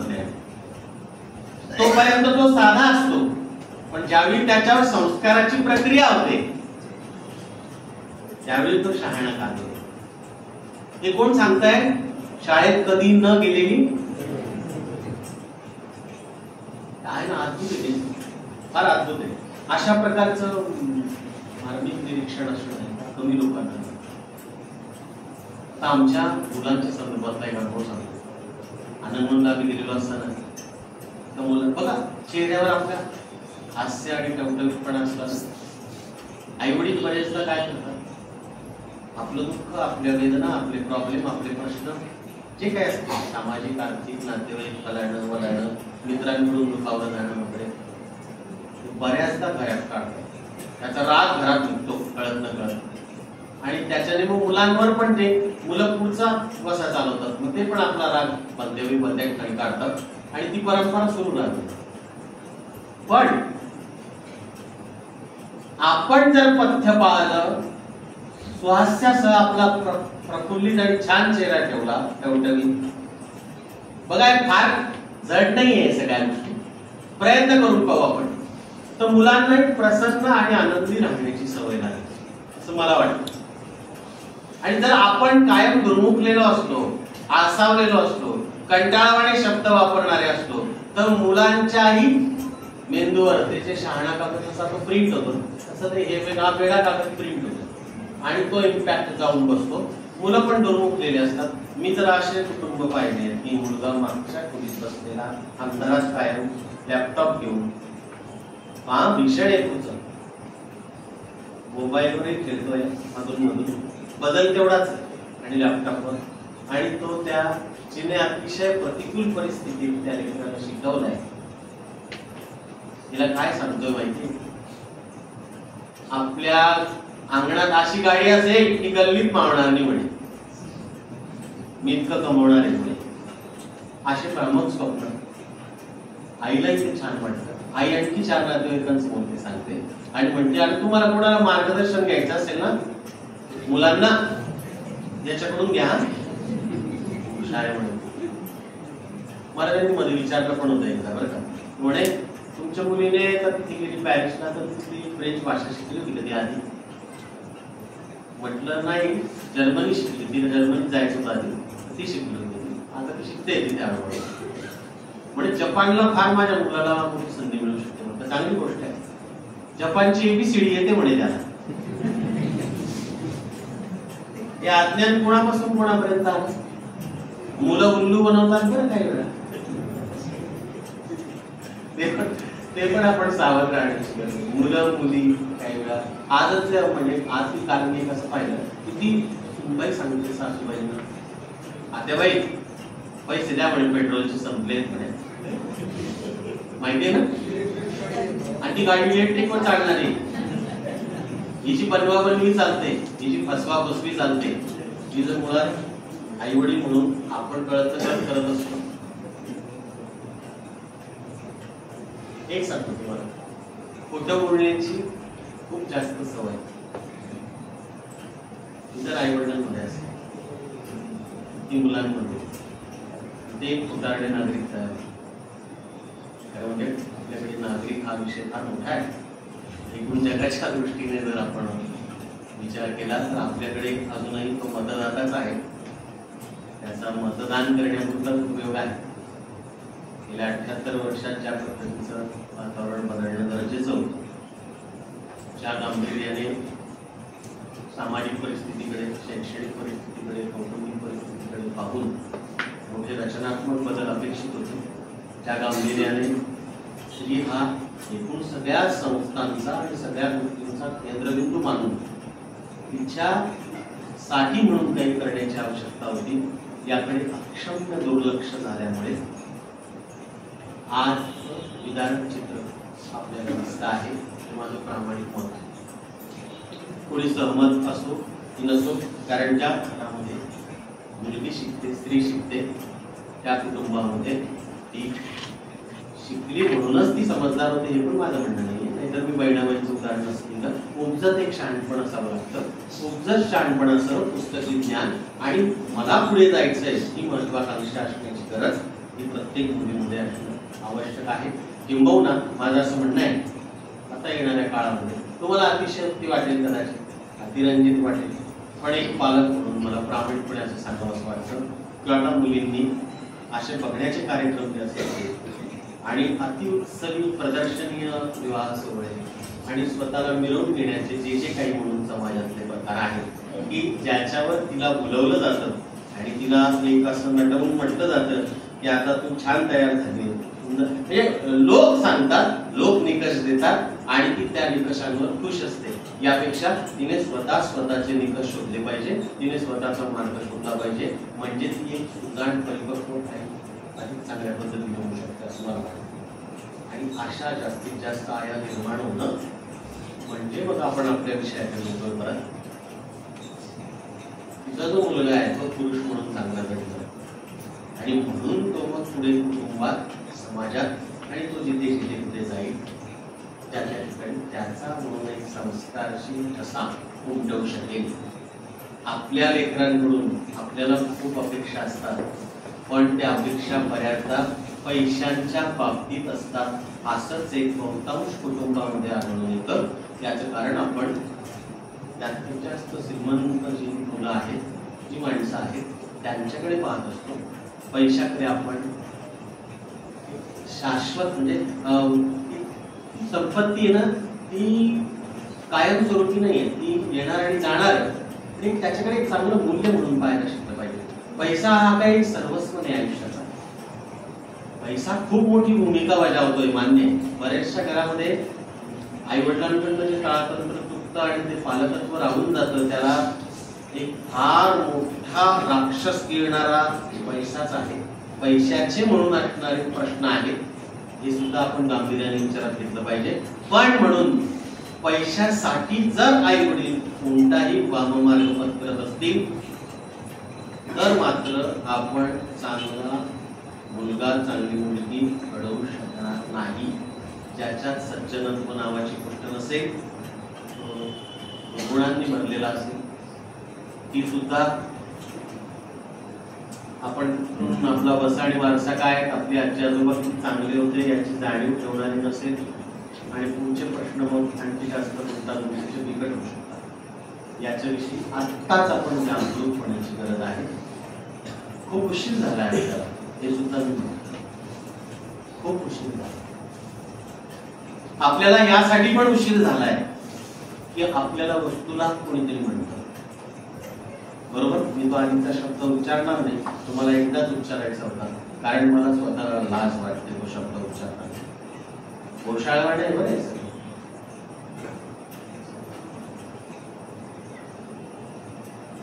मी अशा प्रकारचे वस्त्र धारण करेन की लोक त्याचं मला भरपूर पैसे देतील त्या जाहिरातीचे, त्यावेळी ती स्त्री विक्रेय वस्तू बनते हे लक्षात घ्या, आणि तिचं मग अनुकरण करण्याची एक कुबुद्धी बऱ्याच जणांच्या पर्यंत जाऊन पोहोचते. आणि मग जर चांगल्या कुटुंबात वाढ विकास झालेला नसेल तर त्या मनाच्या, त्या हृदयाच्या पाठीवर किचमीड अक्षर उमटतात आणि हीच सुंदर आहे, हेच छान आहे आणि हेच खरं जगणं आहे, अशा प्रकारचा संस्कार मनावर होतो आणि माणूस अपप्रवृत्तीकडे वळतो. त्याच्या हातून भयानक घटना घडण्याची शक्यता असते. अनेक कुटुंब यातच बर्बाद झालेले आहेत असं मला वाटतं. पैशाकडे आपण चांगल्या दृष्टीनं पाहण्याचा एक विचार या निमित्तानं केला पाहिजे असं मला वाटतं. आपण श्रमप्रतिष्ठेचा विचार करायला पाहिजे. आपण आपल्या घरी येणाऱ्या जाणाऱ्या लोकांच्या संदर्भामध्ये गांभीर्यानं विचार करायला शिकलं पाहिजे. स्वतः आपण आईबाप म्हणून कोणाच्या सहवासात राहतो, जे मुलं पाहतायत, निरीक्षण करताय, अवलोकन करताय, आपल्या परीने अर्थ काढताय, याच्या बाबतीत पण आपल्याला जागरूक राहण्याची गरज आहे. या विषयावर चिंतन करत असताना आणि अनुभव देत असताना वैयक्तिक मला माझ्या स्वतःच्या कुटुंबात जे पाहायला मिळालं होतं त्याचा फार मोठा परिणाम आणि प्रभाव माझ्या हृदयावर, माझ्या मनावर झालेला आहे. अतिशय खोल आहे, गंभीर आहे आणि म्हणून मी हा संवादासाठी विषय पुढे गेल्यानंतर निवडत असतो. ज्यावेळी हे जे सुरुवातीला मी उल्लेख केला होता मुलगी दाखवण्याचे कार्यक्रम वगैरे, त्यावेळी बसलेल्या काही लोकांमध्ये हा तुला पेपर वाचता येतो का, वाचून दाखव बरं. विचारलं त्या बाबांना नंतर, का हो तात्या म्हटलं, BSc माझी बहीण पेपर का वाचायला लावला, आड खळत बोलते का, सोदली का, बोकडी का. म्हटलं आम्ही मुलाला पाहिला होता, आम्ही असं काही बोललो, आम्ही अशी मनात शंका पण आणली नाही. नाही मुलांचं वेगळं असतं म्हणे विषय. हो तात्या वय 72, 73 मध्ये 72 काय वय वाढलं म्हणजे समज वाढली का, वय वाढलं म्हणून ती माणसं मान देण्याच्या योग्यतेची आहेत का. पुढच्या पिढीला शिकवलं पाहिजे आपण अशांना अजिबात आदरपूर्वक वागवू नका. भले तुम्ही तोंडावर त्यांना वाईट म्हणू नका, मागूनही त्यांच्या गॉसिपिंग करू नका, वाईट चर्चा करू नका, पण त्यांचा अजिबात रिस्पेक्ट करू नका. जी माणसं जे बोलतात, जे वागतात, जे कृतीने सिद्ध करतात त्यांच्या विषयी आपण आदर बाळगला पाहिजे. असं आपण मुलांना जेव्हा सांगतो तेव्हा ते खरंच सुधारण पाहायला करतोय असं मला वाटतं. पाहायला पाहुणे आल्यानंतर तुम्हाला सांगतो सर इतकं भयानक असायचं. 10, 11 लोक येणार, सगळे अर्थात दाने दाने पे लिखा है खाने वाले का नाम, तो काही प्रश्न नाही आहे. ती माझी माऊली आई एवढ्या सगळ्यांचं ते करून ज्यावेळी ती रात्री विश्रांती घ्यायची ना, मी पाहिलंय अशी प्रेसासारखं पडतो ना दिवसभरचं राबून सगळी कामं करून, त्यावेळी मी मला डोळ्यात अश्रू यायची. मी म्हणायचो की मला जर मुली झाल्या ना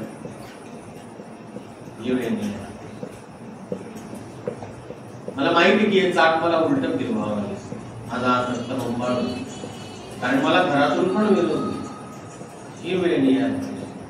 कारण वाईट दाखवण्याची गोष्ट नाही. आता मला एक सांगायचंय तुम्हाला, माझ्या मुलीला इरॅस्मस मुंडा स्कॉलरशिप मिळाली. एक शास्त्रज्ञ म्हणून ती काही सुरुवातीची पायाभरणी असते, त्या दृष्टीने त्या संस्थेने युरोपमध्ये ती करून घेतलेली आहे. त्यात एका मोठ्या कंपनीत नोकरीला आहे. आता तिचं 23 वय आहे, पुढच्या वर्षी 24, जेव्हा ती लग्नाची वेळ, वय वर्ष 73. कोणते तात्या तिला म्हणती लोकमत वाचून दाखवली. तिथं रिसर्च पेपर वाचते, तात्यांना समजणार नाही. तात्यांची पंचायत आहे की नाही, आहे की नाही, अशी पंचायत निर्माण करा, ती खरी नवरा.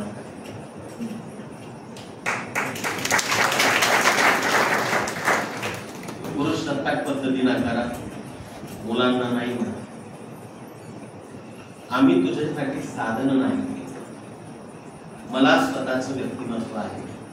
माझ्यामध्ये जे काही गुण असतील त्या बळांवर मी मोठी होईल. त्याचा अर्थ मी मुलांच्या विरोधात प्रेम मुलांनाही शिकवलंय ना वर्गात, त्यांच्यावर बापासारखं प्रेम पण केलंय. त्यांच्या सुखात सुखी झालोय. एखाद्या स्पर्धा किंवा अशा वक्तृत्व आग्रह स्पर्धेत त्याने भक्कम तयारी करून पण यश नाही मिळवलं होतं. त्याच्या डोळ्यात आले अश्रू कसे माझ्या आधी आले. असं होतं काही वेळ. आपण काही मुलांचा द्वेष नाही करत. किती वेळ माझ्या मला 1 तास बोलायचं आहे पण ठीक आहे थांबू, कारण हा विषय खूप मोठा आहे. शांततेकडे वळताना 1-2 गोष्टी फक्त आणि आपण थांबूया. तुम्हाला सगळ्यांना माझ्यामुळे त्रास होतो नाही ना? थोडा वेळ बोलतो ठीक आहे. रावेरला अशीच व्याख्या तुम्हाला होती तिथे आणि मी हाच विषय घेऊन बोललो. त्यावेळी मला त्या भगिनी असं म्हणाले. मी त्यांना म्हणालो की का मला सांगितलं. आयोजकांना असं विचारलं मी आमच्या आदरणीय आम्हाला विचारलं. मी म्हटलं 1 तास 20 मिनिट दिला होता झाला का?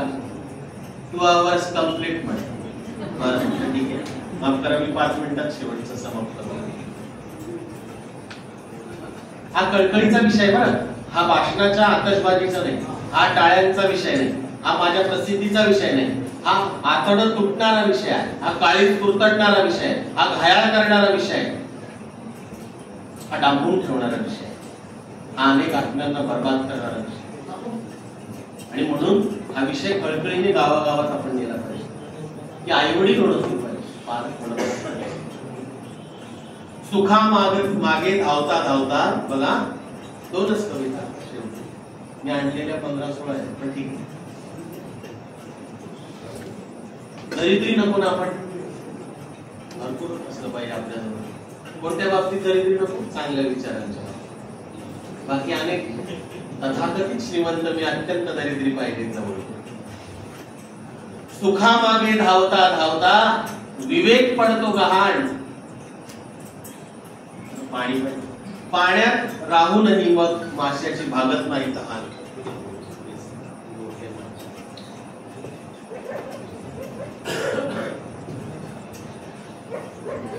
पहा अनेक घरातली परिस्थिती कशी. सुखामागे धावता धावता विवेक पडतो गहाण. पाण्यात राहूनही मग माशाची भागत नाही तहान. स्वप्न सत्यात आणता आणता दमछाक होते खूप. वाटी वाटीने ओतलं तरी कमीच पडतं तूप. बायका आणि पोरांसाठी चाले म्हणे हा खेळ. बायका आणि पोरांसाठी चाले म्हणे हा खेळ. पैसा आणून होतेन घरात माझा मागू नको वेळ. मागू नको वेळ. मला वेळ नाहीये तुमच्यासाठी नाहीये, बाकी दुनियादारीसाठी आहे. करिअर करता करता जगायचे जमेना तंत्र. करिअर करता करता जगायचे जमेना तंत्र. बापाची ओळख मुले सांगती हे आमचं पैसा छापणार यंत्र. चुकून सुट्टी घेतली तर अशा आदरणीय बापाने चुकून सुट्टी घेतली चुकून सुट्टी घेतली तर हा पाहुणाच असतो स्वतःच्या घरी. 2 दिवस कौतुक होतं, नंतर डोकेदुखी झाली. त्याला सुस्त चोचले नावाचा एक प्रकार. मुलंच मग विचारू लागतात बाबा अजूनही का हो घरी. बाबा अजूनही का हो घरी. त्यांचाही दोष नसतो, त्यांना सवयच नसते मुळे. क्षणिक अवदासीन्य येतं पण पुन्हा सुरू होतं चक्र. क्षणिक अवदासीन्य येतं पण पुन्हा सुरू होतं चक्र. करिअरचं दळण दळता दळता स्वास्थ्य होतं कमी. सोनेरी बेली वाढत जातात घराभोवती वेढलेल्या. सोनेरी बेली वाढत जातात घराभोवती वेढलेल्या. आतून मात्र मातीच्या भिंती कधी न सारवल्या. सगळं काही पाहता पाहता आरशात पाहणं राहून गेलं. आरशी सोयीने विकत घेत होतो, ज्याच्यात मी छान दिसेल तोच खरा असा. बाकीचे लबाड आहेत म्हणे, खरं बोलतात ते नको आम्हाला. सगळं काही पाहता पाहता आरशात पाहणं राहून गेलं. सुखाची तहान भागता भागता समाधान तर केव्हा दूर पळून गेलं.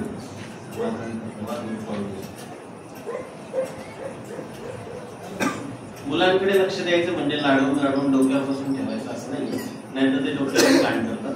आणि सगळाच प्रॉब्लेम क्रिएट होतो. प्रत्येक गोष्टीचा भावना आणि विचार याचा बॅलन्स हे मी मगाशी विनंती सांगितलं. प्रेमाचं पांघरून घाला पण दृष्टीचं काढा.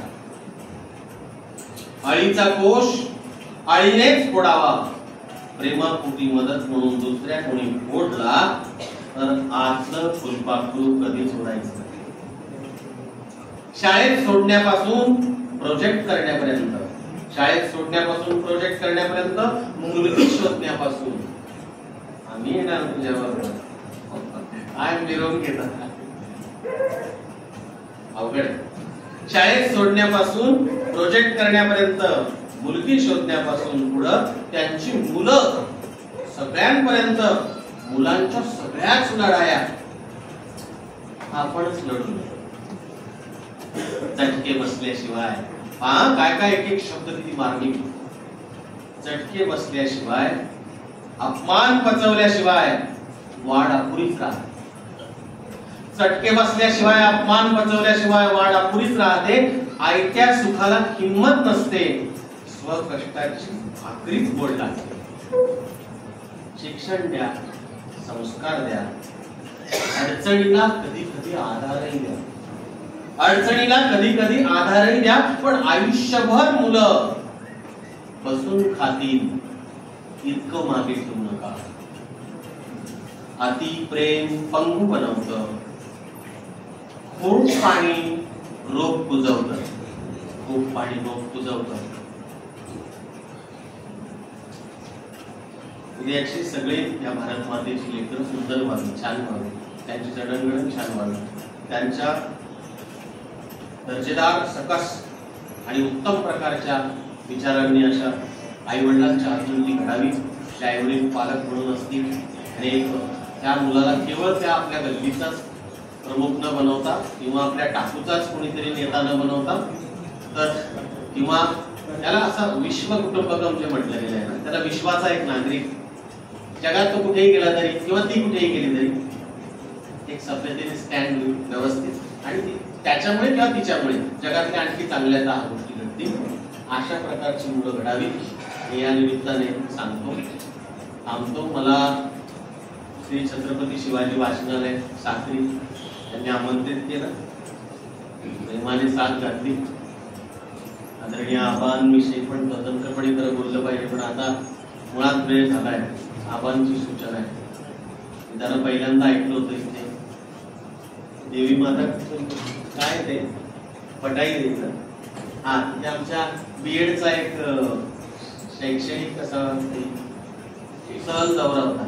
त्यावेळी मला विनंतीपूर्वक आमच्या प्राचार्यांनी बोलवलं होतं आणि सुंदर बोलले होते. मराठी भाषा, साहित्य, संस्कृती संवर्धन करणारी जी जी माणसं आहेत तिथे बसलेल्यांमध्ये सुद्धा आहेत, जाणकार आणि मोठी आहेत. माझ्यापेक्षा ज्ञानाने आणि प्रतिभेने फार मोठी माणसं तिथे बसलेली आहेत. मला याची विनम्र जाणीव, मला कळतंय ते. पण तुम्ही सगळ्यांनी एक माझी विनंती, आज ज्ञानेश्वर शेंडेंनी फक्त धाडस केलं आपल्यापैकी 4 शब्द बोलण्याचा असं समजून मला माफ करा. मला माझ्या अनुभव आणि या सगळ्या गोष्टी शेअर करायच्या होत्या प्रांजळपणे, आणि मी गावोगाव ही गोष्ट नेणार आहे. पडती जपून ठेवा, अंधार फार झाला. आपल्या मुली पणती आहेत, मूळ विषय हाच होता. पण त्यांना आपण जपलं नाही, फार गंभीर प्रश्न निर्माण होते त्याची संपूर्ण कमी नाही. तुम्हाला आज धन्यवाद.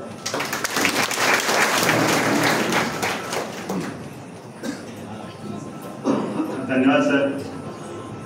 मित्र, सरांनी आपल्याला पालक म्हणून भूमिका बजावताना असं म्हटलंय की आव्हानांमध्ये काम करणं, कौटुंबिक समतोल राखणं, संघर्ष हाताळणे, तणावाचे व्यवस्थापन करणे आणि मुलांच्या फायद्याचे निरीक्षण घेऊन आपल्या पाल्याचा मानसिक दृष्टिकोन, भावना, बुद्धी आणि विचार प्रक्रिया, वागणूक योग्य मार्गावर नेण्यासाठी पालकत्वाची भूमिका फार महत्त्वाची आहे. आजची पिढी ही सोशल मीडिया, समाजातील अराजकता, व्यसनाधीनता अशा अनेक विघातक प्रवृत्तींना बळी पडताना आपण पाहत आहोत. त्यांना योग्य दिशा देण्यासाठी व चांगले पालक होणं फार गरजेचं आहे, असा एक मौलिक संदेश सरांनी आपल्या व्याख्यानातून आपल्या समोर दिलेला आहे. मी सरांप्रती पुन्हा एकदा धन्यवाद व्यक्त करतो. आणि आज पुष्प 5च्या निमित्ताने सर या ठिकाणी उपस्थित राहिलेत, आपण सर्व श्रोत्यांना मंत्रमुग्ध करून ठेवलं त्याबद्दल आदरणीय शेट्टे सरांचे वाचनालयाच्या वतीने हार्दिक आभार. कार्यक्रमाचे अध्यक्ष प्राध्यापक डॉक्टर शत्रुघ्न पाटोळे सर यांचे देखील आभार आणि उपस्थित सर्व ज्येष्ठ श्रेष्ठ रसिक श्रोते हो, आपण सगळ्यांचं वाचनालयाच्या तर्फे हार्दिक आभार आभार आभार.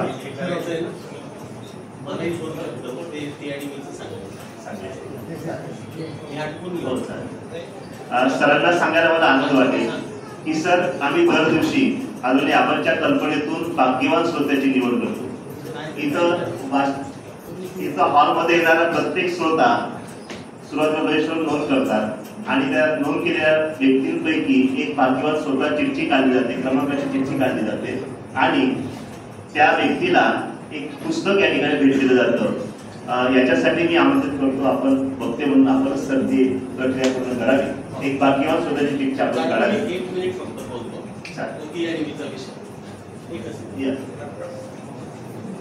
ती आणि मी असं एक शिक्षक असलेल्या पुस्तकाचा माझ्या परिचयात उल्लेख झाला, ते मी या ठिकाणी आणलेलं आहे. त्यातली जी ती आहे पुस्तक आहे एक पुस्तक आहे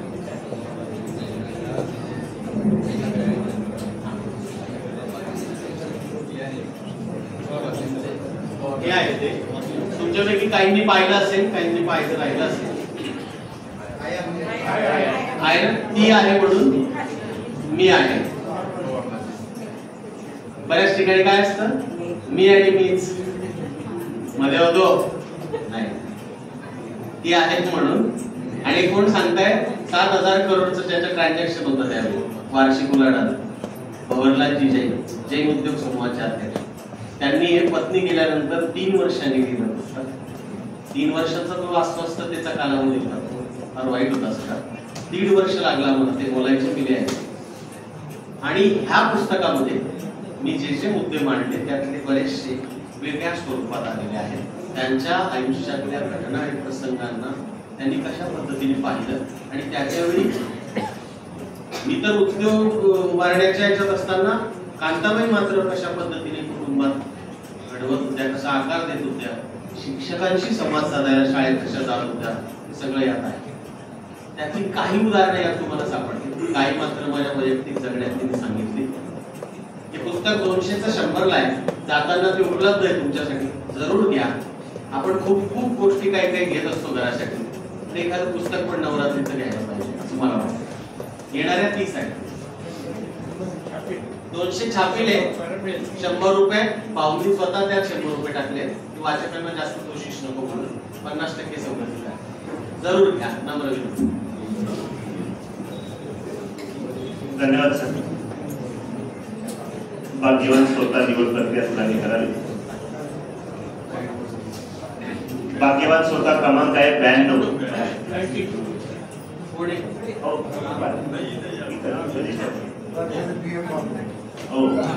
प्राचार्य B.M. भामरे सर. आजचे भाग्यवान श्रोता क्रमांक आहे 92. आदरणीय B.M. भामरे सर यांना आजचे वक्ते श्री ज्ञानेश्वर शेट्टे सर यांनी भामरे सरांना भाग्यवान श्रोतांचे पारितोषिक प्रदान करावं.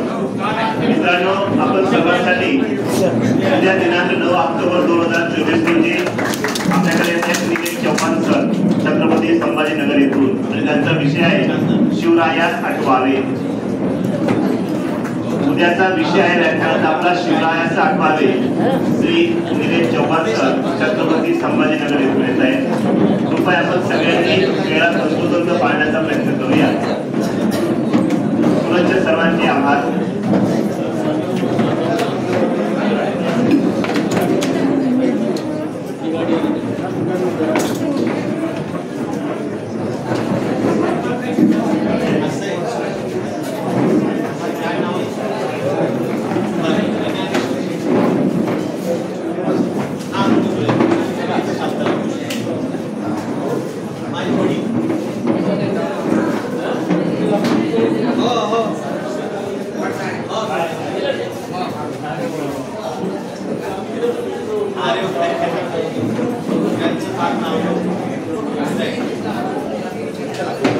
सांगायचं